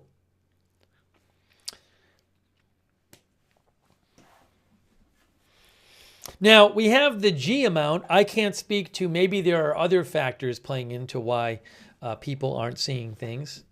But certainly, it's a big difference from last night. Huge difference. Josh Leach says slight red here. Chad Williams says in Cleveland, I don't see any like last night. Devin Child says too many clouds. Hey, a quick thanks to for whatever it's worth. Now look, we're up to G3, but for whatever it's worth, at this point, the Aurora forecast is pretty not great, but that can change.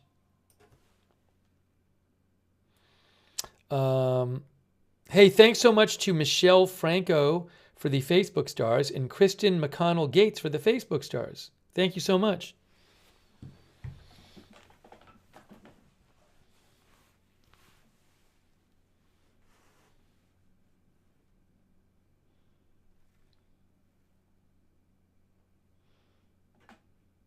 X Swamp Monster says Swamp Monster on X says some color in the thumb of Michigan. How are you commenting, Swamp Monster on X? Because when I go to X, I don't even see a chat anymore. Recently, there's like no way to chat. Try it again. I can't even chat. Oh, there it is. There is a live chat. I see it. I see the live chat on X. Okay. That's something. Now I don't see the messages, though. I'm looking on X at the chat, and it says, oh, there, I see that. Now, it is letting me see the chat for a change. That's something. Testing. I just posted testing. All right. I was able to post in the X chat for a change, but I don't know if it's letting anybody moderate there. It's acting pretty funky there. I'll keep an eye on it. Sorry. Hey, thank you so much, Blair Stevenson. I really appreciate that, Blair. Thank you.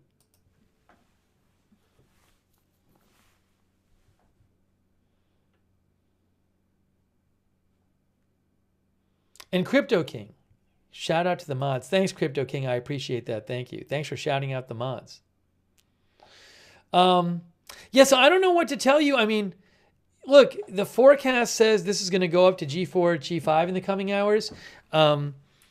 Whereas the Aurora, that's the official intensity forecast. This Aurora forecast is only about 20 minutes in advance, but it's not looking too great right now.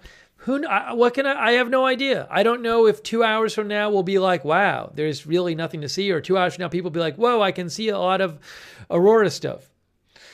Just have no idea. Oh no, G is back down. Oh no, guys. G is down to none. Guys, G is back down to 0. What happened? It went from G3 to G0. Breaking news. We're back down to G0. Rat Dave says no. That was fast. Yeah, Admiral Akbar says, oh no, we're safe, terrible. I mean, it's good in the sense of no geomagnetic storm. But for the people who want to see Aurora, that's not what you want. Huh. I wonder if that's some kind of blip or something.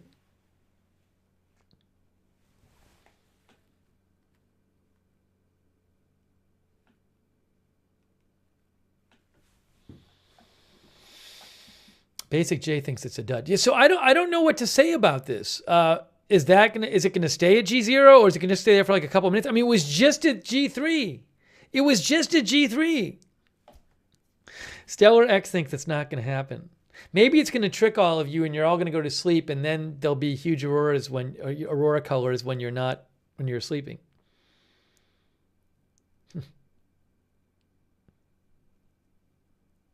Marin Gobra thinks it's a glitch and that it's going to go back up to like G2 or G3 or something. I feel like last night there was one point when it went down to G0 really quickly and then it just changed again. So now did they issue an alert about this? Let's see if they issued an alert. Because they do issue alerts. Marie Whitaker thinks it'll go back up in a minute. Yeah, I mean, there's no alert about it. There's no alert. I wonder if it's just some weird temporary thing. The last alert they have posted is from when it went to G3. So maybe give it a second. Crypto thinks it's going to be G5 in an hour. Yeah, I see people are chatting in X, so at least the chat is working for the moment, but it's not. There's some functionality that's missing. I'll have to look into that.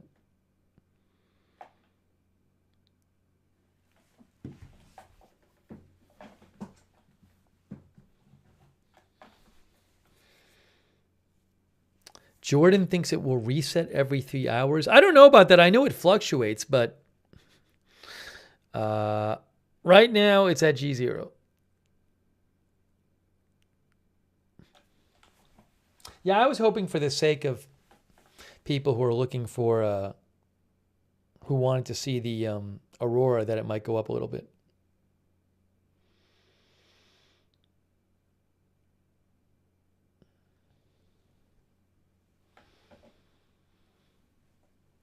No, there's no space on X. It's just the video is showing on X. I don't know. Weird. Weird guys. Weird guys. I mean, clearly that's what it says. We'll give it a minute.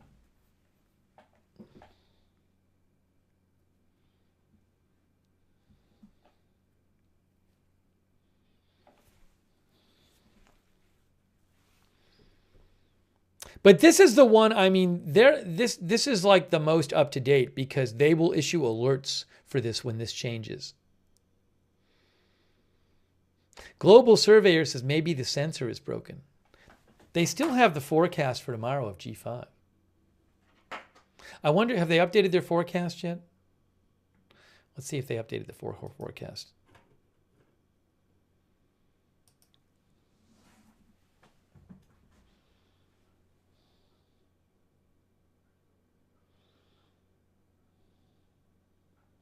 Third Cyclonian thinks the scale of these events and distance evolved is incredibly hard to predict accurately. That's what Third Cyclonian thinks.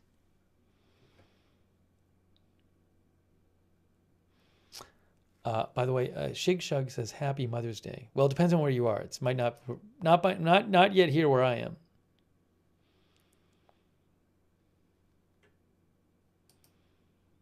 But yes, happy upcoming Mother's Day to all the mothers out there. KP is 7 on the app. What app? Look, again, this site seems to me the most updated because this varies with the alerts.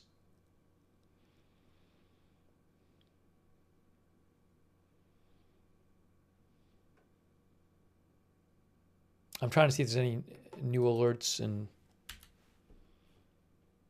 no, they have not issued a new alert. Would they normally issue an alert if the activity level goes down? Yeah, and they have not updated this forecast. This forecast is still from 6 p.m. Eastern time, and it's wrong because that's already happened. That was for 8 to 11 Eastern time for a G4, and that didn't happen. So I'm not. This forecast needs to be updated, I think.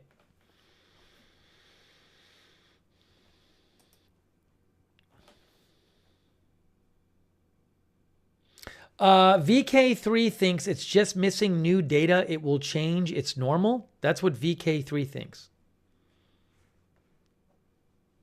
Wolfpack says the site has an app that will send your phone alerts. Could it be that there's no data and that's why it says none?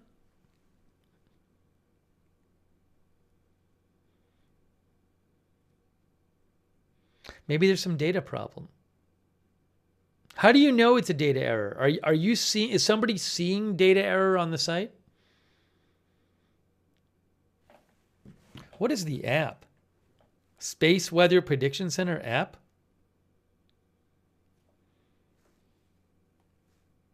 Is that what the app is called? Maybe I'll check out the app.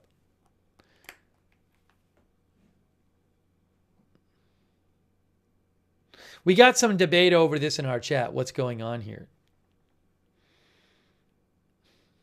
Whether that G0 is an accurate reading. Ang says maybe the solar flares are messing with the app.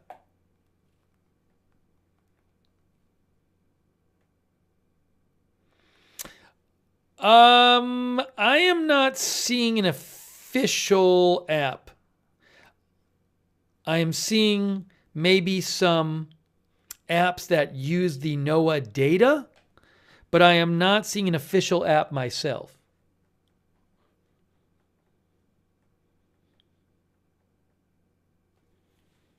Oh, thanks, Desi Des. Much appreciated. Thank you, Desi Des. Thanks for your support.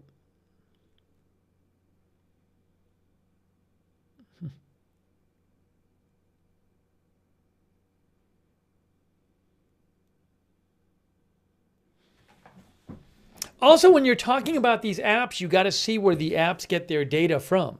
It's not like these apps have their own, I don't think these apps have their own space measuring equipment.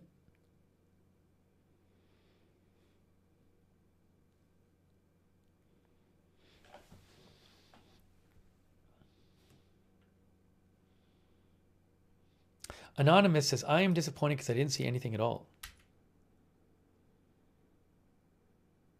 I'm trying to update the alert page and see if they issued any more alerts.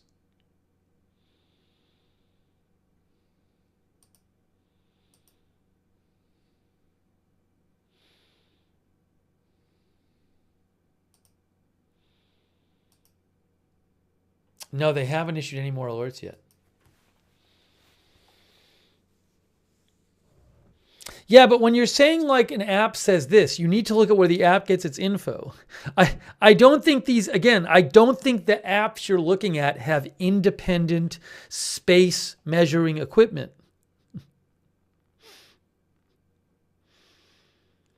Jessica B says, no way it's G0. It has to be a glitch.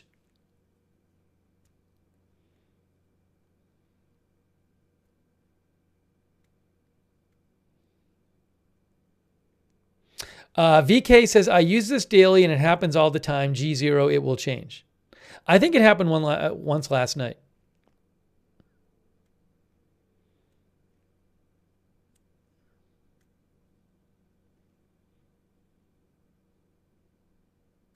Wolfpack says the app is getting the data from the NOAA SWPC.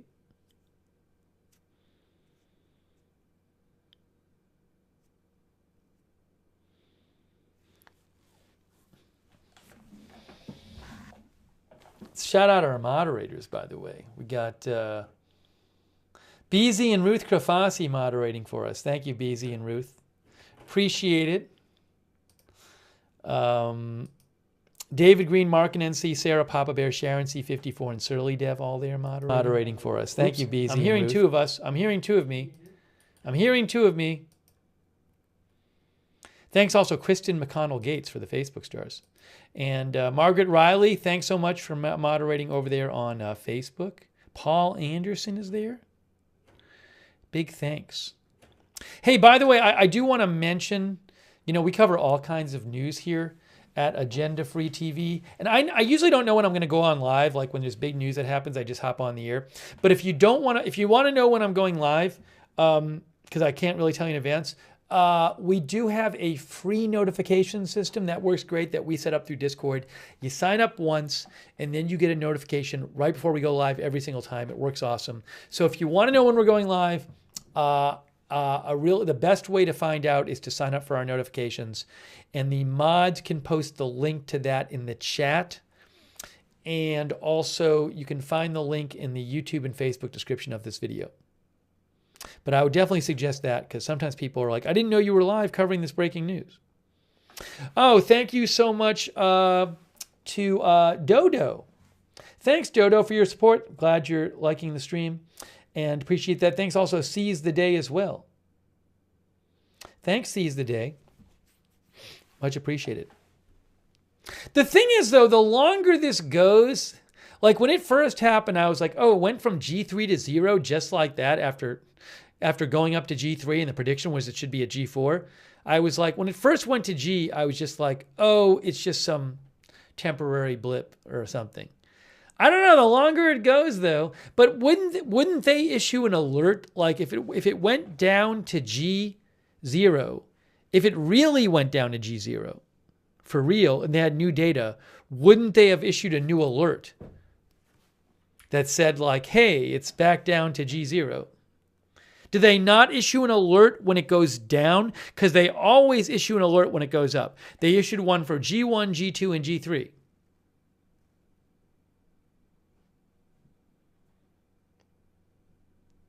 We saw alerts every single time.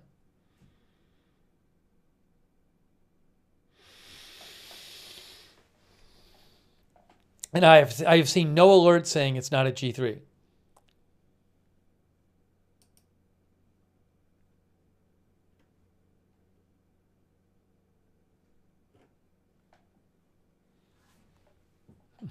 Nick thinks it went over G5 and reset to 0.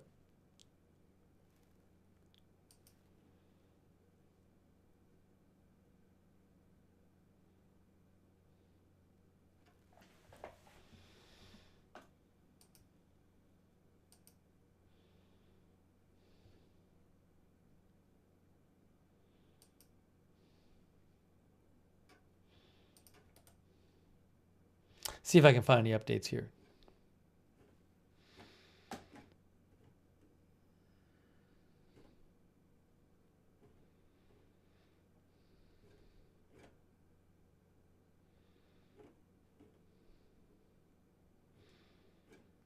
I'm just peeking around at a couple things. Give me a moment.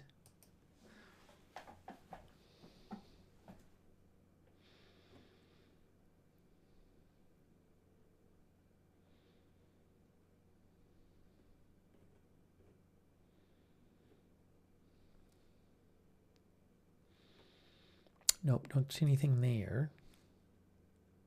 Jonathan Sharp says it's a glitch.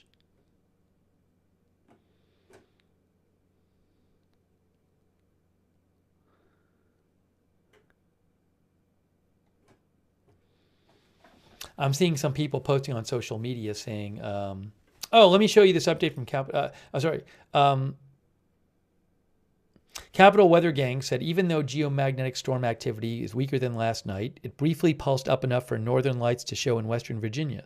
Storm activity has since dropped. Will probably pulse up and down tonight until possible pre-dawn surge. Tricky. So Capital Weather Gang, they report weather at the Washington Post. They say they think it will pulse up and down tonight until possible pre-dawn surge. That is what they think.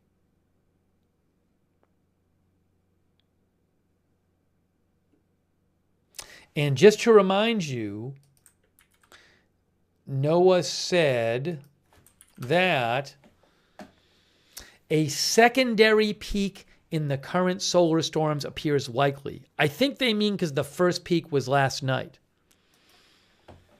And what they said was, geomagnetic storming of varying intensity will continue overnight.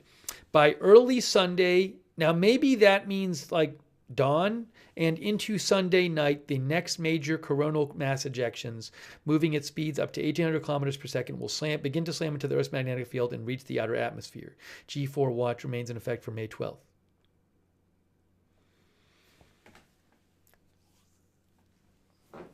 So,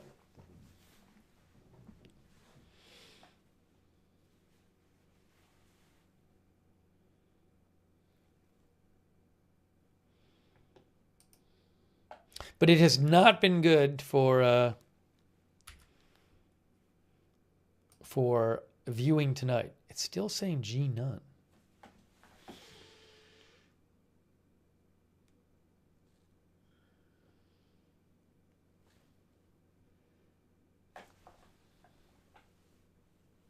Marin Go Bra says, look at the flux data. It does not support a G0.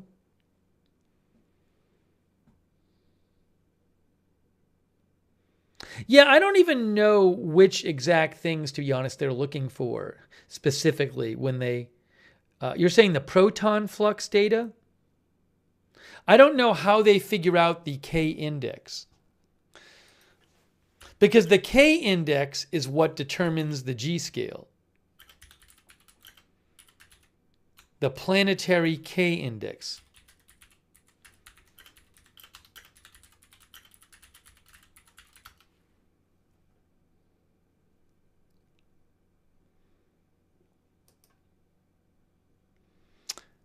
I'm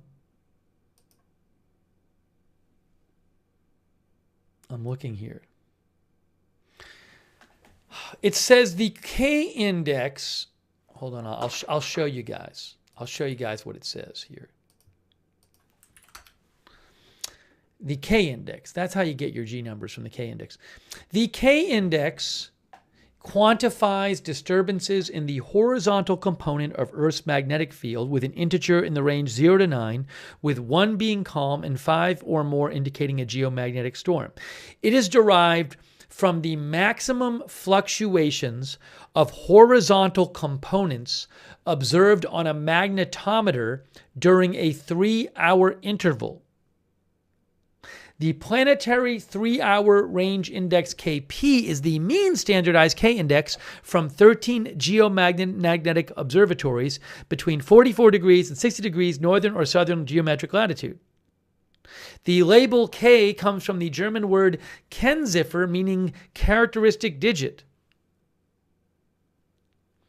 So you would have to have the magnetometer readings that they are looking at, and you would need the horizontal fluctuation data from magnetometers that they're looking at. So I don't know where that data is, and if I saw it, I probably wouldn't know how to interpret that data. But that's where they get it from.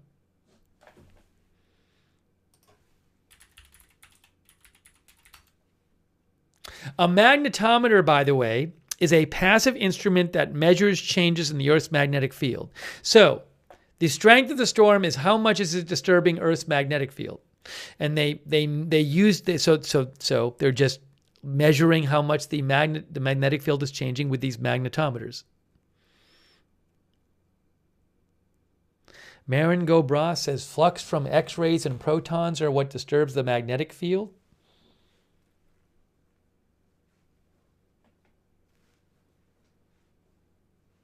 Again, I'm not aware that the actual magnetometer data is publicly available.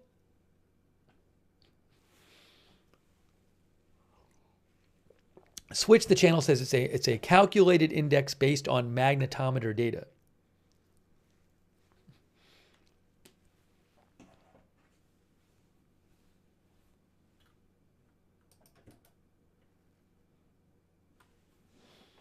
All right, so they use 13 different geomagnetic observatories between 44 degrees and 60 degrees northern or southern geomagnetic latitude.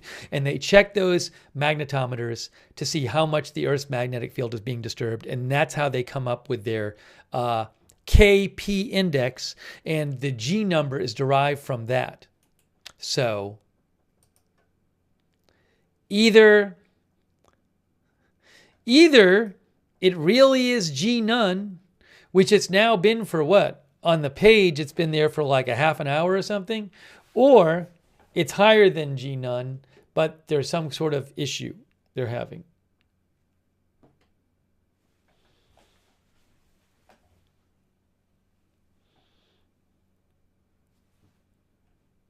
Well, at least we understand it a little better. Remember, the geomagnetic storm is when high energy emissions from the sun reach Earth and mess with Earth's magnetic field, basically. So if you want, that's why it makes sense that they're, to measure the strength of geomagnetic storm, they're measuring how much the Earth's magnetic field is being disturbed by using these magnetometers.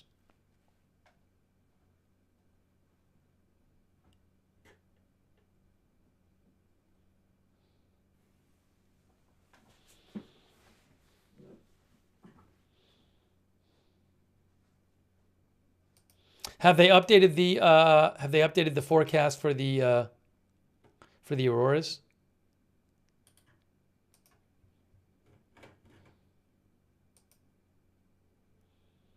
Mr. Showtime says they could be on break. I don't think that's happening because they're on break. Yeah, I mean, these are looking pretty not good right now. Yes, these are updated because it says 4:01 UTC, which is 12:01 a.m. Eastern time. So the last few, when we came on the air, I'm just doing this for the northern one. You can do the same thing for the southern one. But when we came on the air, it was around where is it here? It was like there. That's what it was when we came on the air. And then we started to see some yellow and some orange and even some red. We were like, wow, look at this. It's trending in the right direction for seeing an aurora. But since then, look what happened.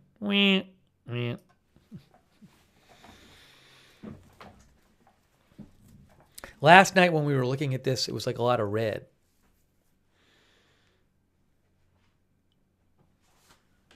Thanks to Olivia Mae Julius, who says, I'm in Springfield, Missouri. Nothing yet. I can see the moon, and I believe the planet Venus. Light cloud cover, no lights in the sky yet. Hang on a second here.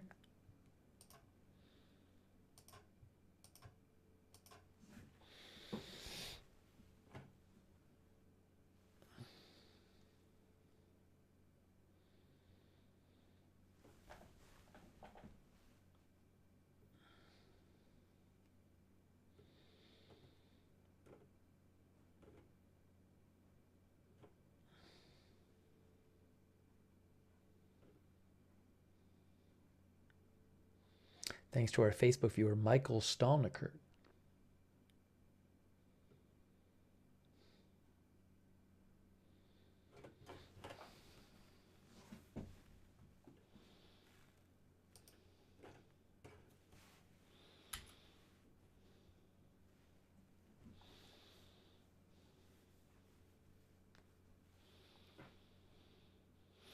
They haven't really posted many updates either. From them. So I'll give it a few more minutes and we'll see what happens. But I mean, look, I can tell you that people generally have not been sending me lots of glorious pictures of the aurora.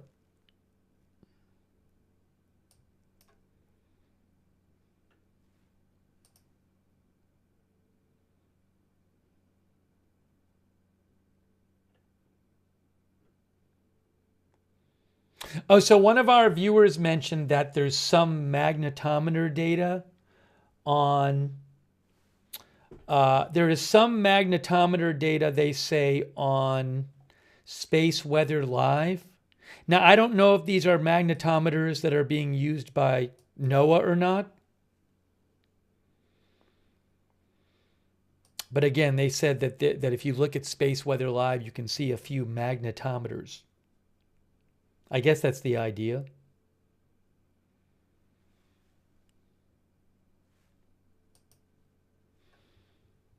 They don't have them on No at all? Let's see.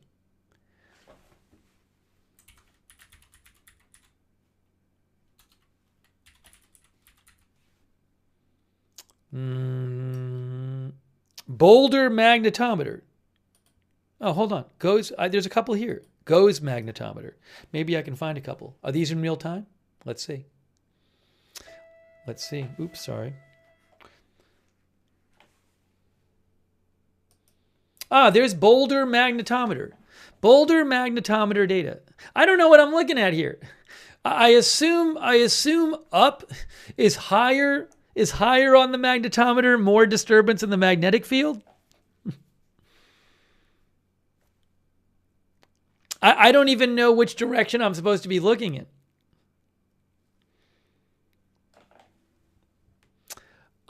This says, what? It says universal time. Well, that looks close. I mean, that looks like it's pretty updated.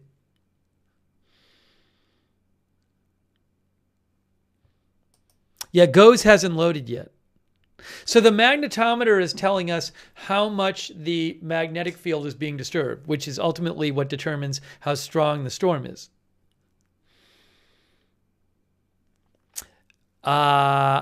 But I don't know. Yeah, you're talking about raw data here, so I have no idea how to interpret what I'm looking at.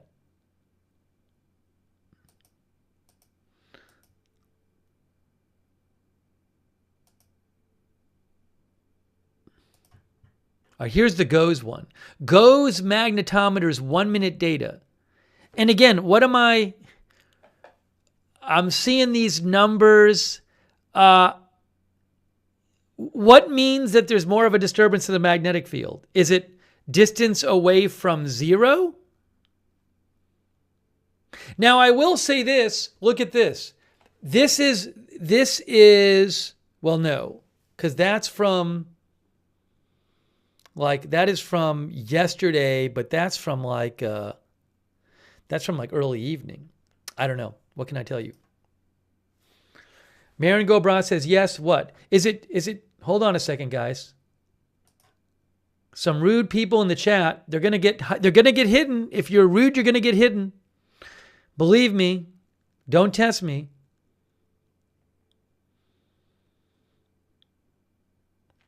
Danger Close says it's the absolute value of the separation from zero.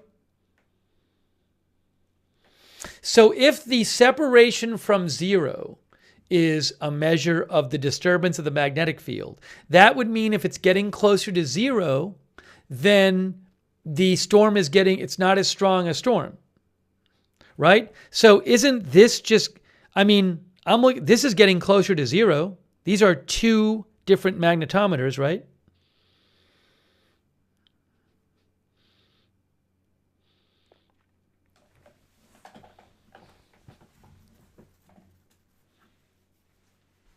Switch the channel, thank you. Says don't look for strength, look for fluctuation, because you want to see how much it's fluctuating over time. That's also interesting, because the point is how much it's changing over time. Thanks, switch the channel.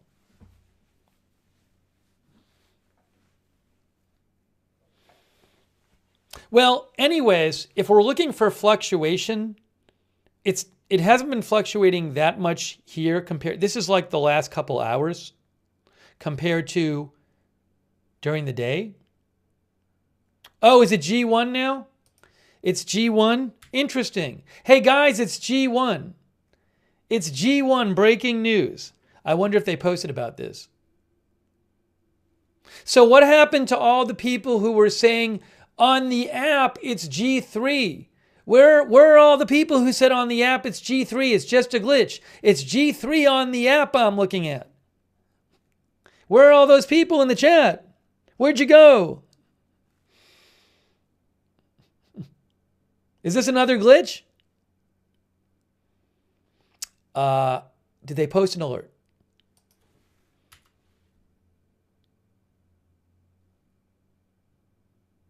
Yeah, G1, the scale goes from 1 to, the scale goes from 0 to 5.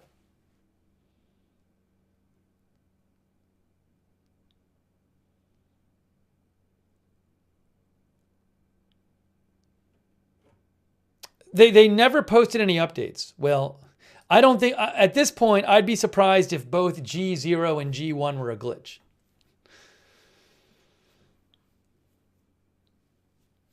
Oh, Danger Close says the current email from SWPC. You get an email about this? Says it's K5 or G1 currently? I don't even get an email about this. All right.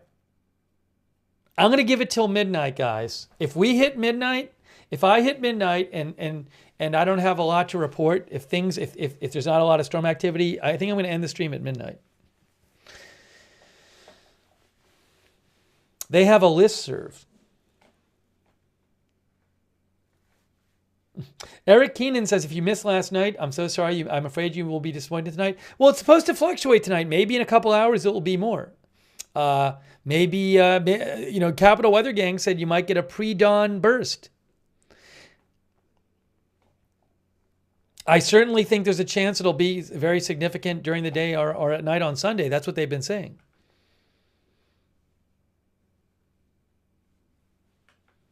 But as of right now, dare I check the Aurora forecast? Uh-oh. Oh, no, it got less. There's barely any yellow in here, guys. I mean, that's the current forecast for Aurora. That's for the that's for the north half of the northern hemisphere. In about 20 minutes from now.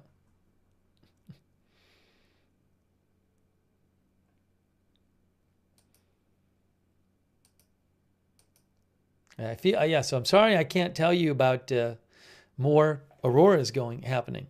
I feel like we've learned a lot or learned something. Breaking news! We have a new alert. It's confirmed. It's confirmed. New alert. 2 new alerts. When did these come out? That's the last one right there. G1. Did it ever say G0? No, it said G2 then G1. All right. Anyways, it says right here, alert, threshold reached G1. This is from 12 minutes ago. This alert is 6 minutes old. This alert is 6 minutes old. It says G1 threshold reached, G1. Now, the one before that, which I never saw, came out. Oh, yeah, no, this is the first time they've updated since saying G3. G3 alert came out at 11:01 p.m. So this is the next alert. We have confirmation it is not a glitch anymore. I don't know if the G0 was a glitch because they never came out with an alert for the G0, but they just came out with an official alert for G1. That is confirmed.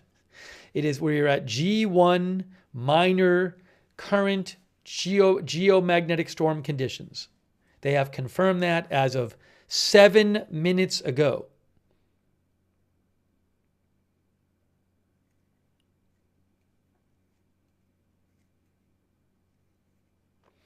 Brandon Duquesne says they said 5 to 7 a.m. will rival last night due to mass ejection 14 hours ago.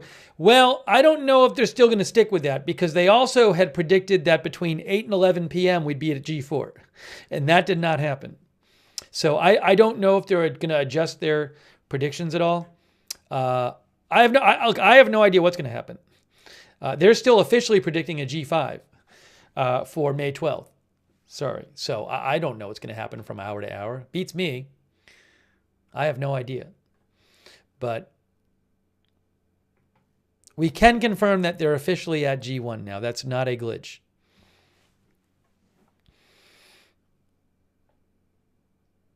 Let's see here. I wanted to show you their forecast.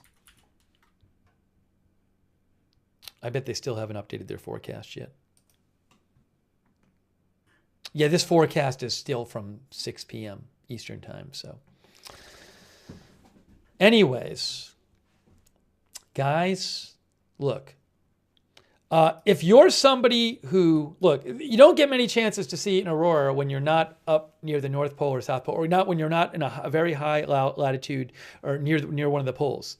So, if you're somebody who really wants to see it, maybe you didn't see it last night, and you think, I don't get many chances, maybe stay up during the night and see what happens. You could see. Maybe things will change. Certainly, look, just to remind you, they already said that they thought that there was going to be some big doings coming on Sunday. Right? Right there. Geomagnetic storming of varying intensity will continue overnight. By early Sunday and into Sunday night, the next major coronal mass ejections, moving at speeds up to 1,800 kilometers per second, will begin to slam into the Earth's magnetic field and reach the outer atmosphere. It says secondary peak in solar storm likely. So that sounds like they're thinking sometime on Sunday, we're going to get some kind of peak again. Right? So maybe if you don't see it tonight and you're on the US or Canada or something like that, you'll see it tomorrow night. You can't see it during the day because you can't see it when it's sunny out. You can't see it during the daylight. It's got to be at night.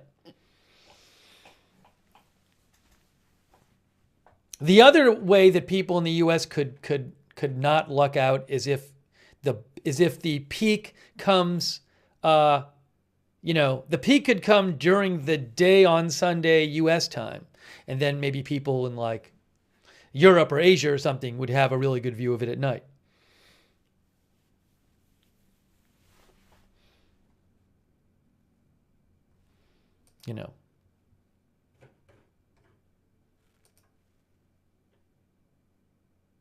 Yeah, it's not bright enough to see during the day. I'll show you something about that. It's a nighttime phenomenon.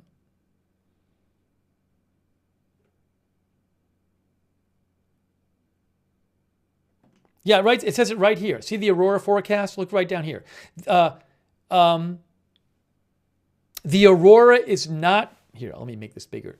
The Aurora is not visible during daylight hours. It literally says it right here. The Aurora is not visible during daylight hours.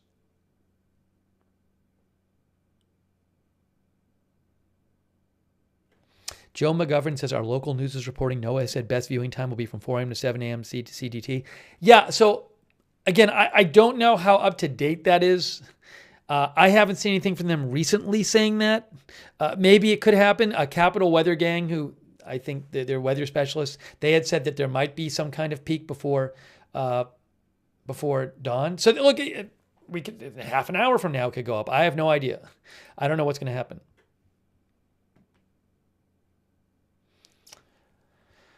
But, hey, thanks to Seize the Day. Yeah, happy Mother's Day to everybody. By the way, thanks to Grevin Scherer. Grevin says that doomsday preppers have been hyping up G5 solar storms as serious doomsday events. And look what happens, nothing. Thanks, Grevin Scherer. I appreciate it. Yeah, so it is a G1 right now. All right, guys, look. Let me just check a couple more messages here. But I think it's getting to be close to my time. Oh, by the way, I don't know why they're saying this. I have no idea why they're saying this, based on what I don't know. National Weather Service Bay Area claims, and again, I don't know why they're saying this. They say it's looking like the best chance to see anything would be between 2 and 5 a.m. Pacific time. And that's maybe too late to see it on the East Coast because it'd be 5 to 8 a.m. East Coast. Now, I don't know if they're saying that because they think like that's when the secondary peak will happen. I don't know. There's supposed to be a secondary peak sometime on Sunday. I haven't heard that's going to be between 2 to 5 a.m. Pacific time, but that's Pacific time. So again, I don't know what they're basing this on.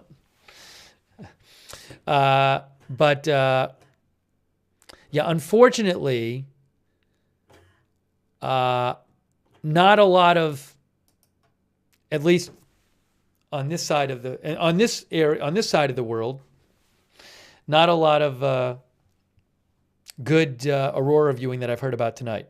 I mean, maybe if you're close to the poles, you're seeing it.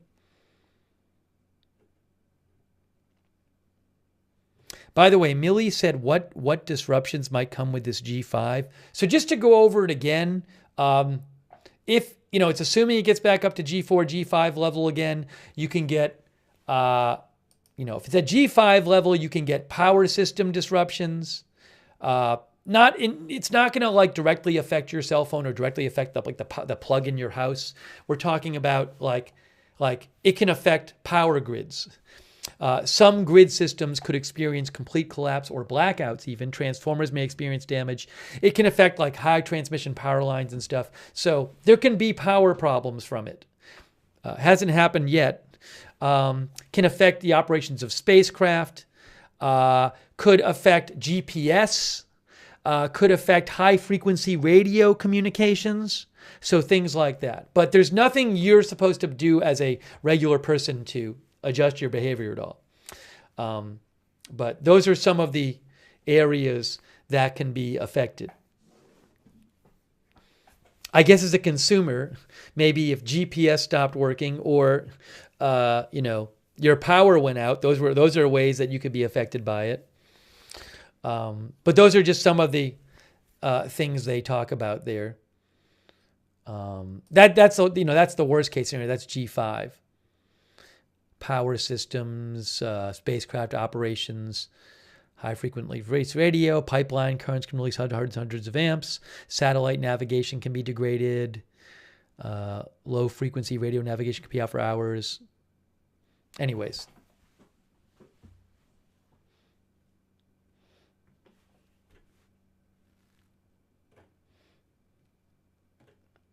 Thanks, Millie, for the question.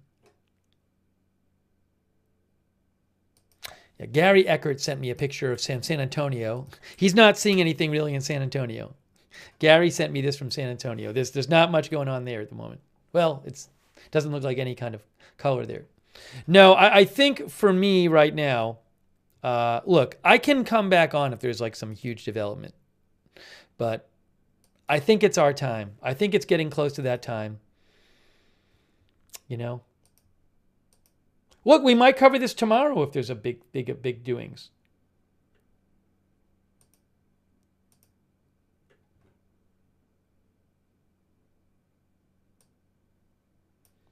Oh, by the way, from our viewer Amazon 3223 sent me this from last night in Big Bear Lake. This was Big Bear Lake last night. Amazon 3323 sent me that. Love it. There's so many cool pictures from last night. Thanks, Amazon. All right, I'm just checking some messages here. Sorry.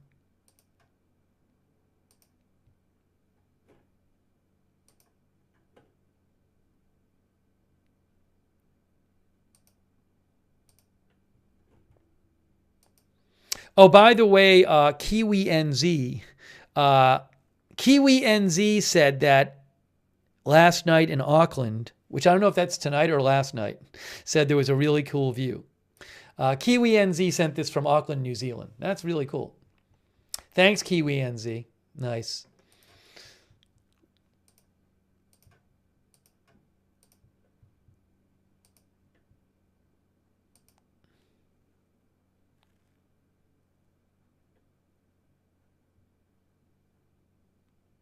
Yeah, some people sent me some pictures from yesterday. John Countryman saw this in California yesterday. So many cool pictures of California. But people are just going to be upset now because they're not seeing it tonight. Thanks, John. All right, I got so many pictures here.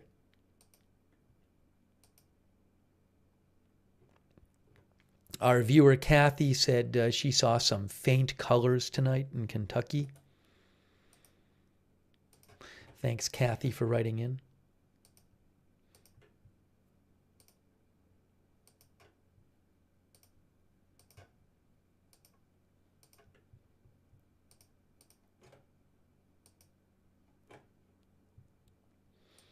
All right, guys.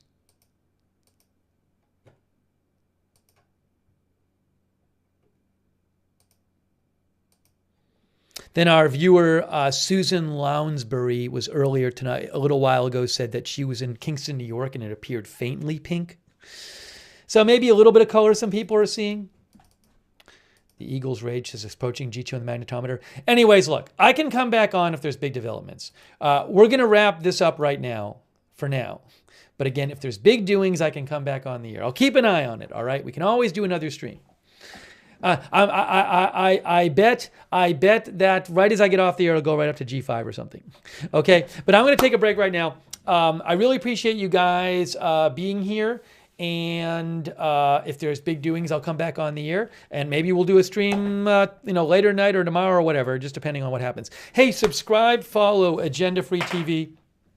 We cover all kinds of live breaking news without an agenda. Agenda Free TV, subscribe and follow. And I really appreciate you guys being with me tonight for this and for keeping an eye out, helping with your comments. A lot of helpful comments and updates you guys have been sending me on messages and in the chat.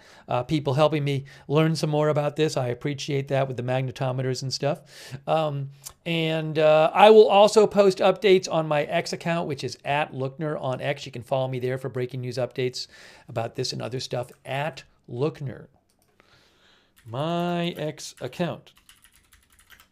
Builder says nothing in Washington State yet. I'll keep an eye out, guys. Believe me. Let's see here. Yeah, you can go to Space Weather Prediction Center website and find information there.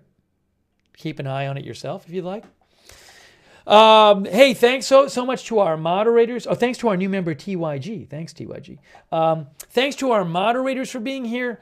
Shout out to them. We couldn't have chat rooms without our moderators. Such an important part of the channel. BZ, for example, Ruth Krafasi, Cynthia Moon, over there on YouTube, and all of our other moderators who have been here. Kinetic, over on Twitch, David Green, Mark and NC, Sarah, Papa Bear, Sharon C54, and Certainly Dev. Huge thanks. And all of our other mods over there on Twitch, on Facebook, Margaret Riley, Paul Anderson. I know Kay was moderating earlier, Kay Lowry Body. Huge thanks to all of our mods. And we got to get everything fixed with the chat over there on X. I got to write to them.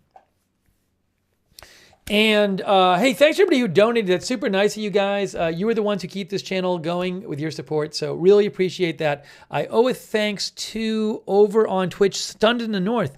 Thanks, Stunned in the North, for subscribing on Twitch. And hopefully I got it. Did I get everybody on Facebook? Let's see. I think I got all the Facebook stars, people. If you ever want to donate, you can go to agendafree.tv, agendafree.tv, but I really appreciate your support. Yes, happy Mother's Day. Happy early Mother's Day to all of the mothers out there, all the moms out there. Yeah, here's the Aurora forecast right now. It's not looking too great. I didn't even go out and check during this broadcast, but my assumption was I wouldn't be able to see much because people haven't been writing in telling me they're seeing stuff.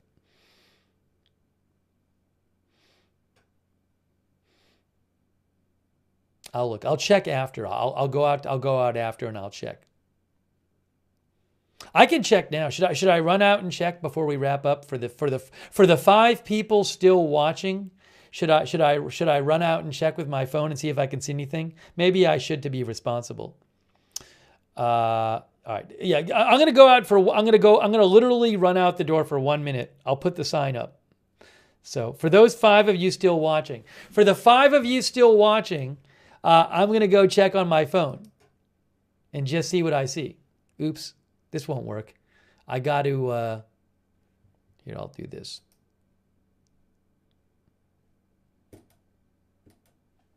All right. Hey, I'm running out for 1 minute. And I'm going to take my phone outside and I'm going to just really quick look through my phone. So hang on one moment to confirm that you can't see anything.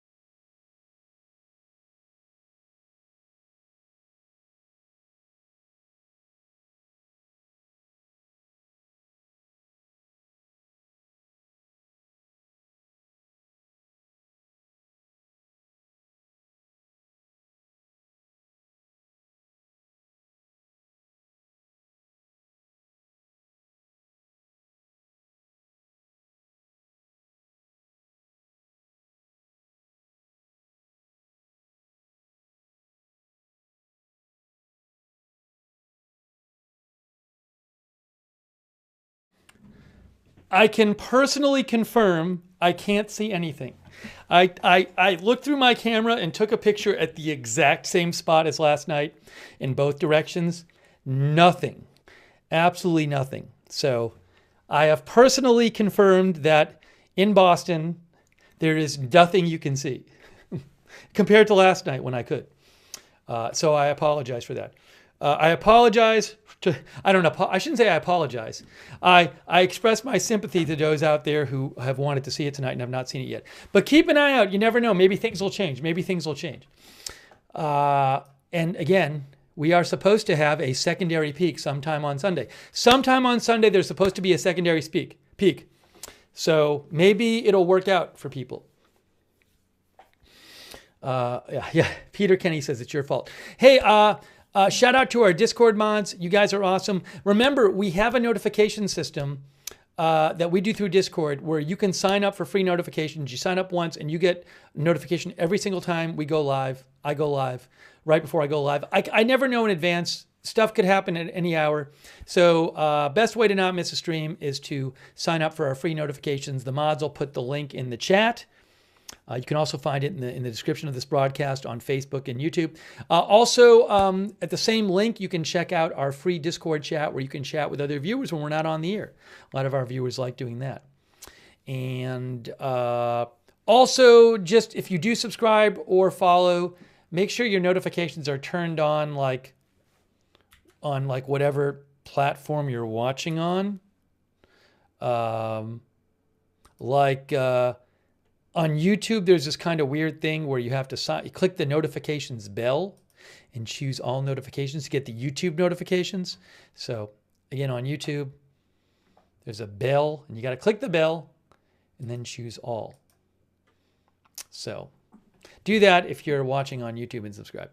Let's see. Hey, I want to also thank our Facebook subscribers, such as Eve Richards and Lou Green and Margaret Riley and Kay Lowry Body and Duster Singer and Lacey Carter, all of our subscribers over there. Thanks to subscribing on, did I say YouTube? I was trying to say Facebook. I hope I said Facebook. I meant Facebook subscribers. Thanks to all of our Facebook subscribers. Oh, and by the way, Teresa says, will the Northern Lights come back tomorrow? For all I know, later tonight, you'll be able to see them in the US or Canada and places like that. But if you can't see them tonight, you might be able to see them tomorrow night. Also, maybe if you're in Australia or Asia or Europe, you'll be able to see them when it's nighttime for you. So it's very possible. We just don't know for sure. But it's very possible. Very, very decent possibility. But we'll have to see. Hey, thanks to all of our Twitch subscribers. But it could happen in an hour from now. I don't know. I don't know what's going to happen here. So be alert. Keep checking the site. Keep checking the sky and the Space Weather Prediction Center site. Thanks for everybody subscribing on Twitch, like Shaggy and Jack's Animals and Johnny B. Good, the Sugar O. Thank you for subscribing over there. And Flaps 15, Wall Street, thank you. Sparky Pilot, all of our Twitch subscribers, appreciate your support there. Thank you. Grash Uriza, thanks for subscribing over on Twitch. And also,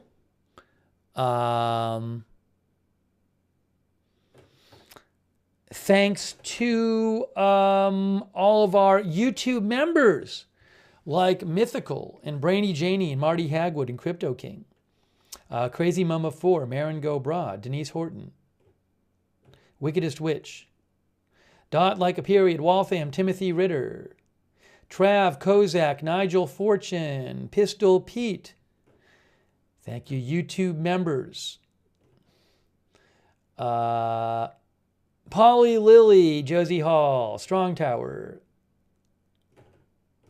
Angie Hardy, M. Seize the Day, Crypto King, Carter Holland, Chris N., and all of our other members. Thank you. Thanks, Builder, for subscribing. Thank you. Guys, one last check. It is still at G1. So that's where we're at right now. Okay. Well, I'll keep an eye out. And as I said, they are predicting a secondary peak sometime during the day on Sunday. That is predicted. Secondary peak sometime in the day. I assume the primary peak was yesterday, but secondary peak likely sometime Sunday. The next major coronal mass ejections will begin to slam into the Earth's magnetic field and reach the outer atmosphere by early Sunday and into Sunday night. So we'll see what happens. I hope people who want to see another or see whether it's their first or repeated aurora get a chance. And I hope everybody stays safe. And I hope it's not so bad that it like messes with the power and stuff. All right, guys, that is it. Thank you so much for watching. Oh, thanks to Jesse FF0000.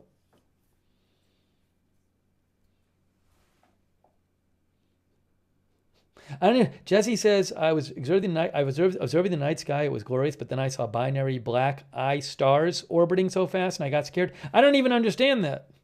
But thank you, Jesse. Maybe I need to be more knowledgeable about astronomy to understand that.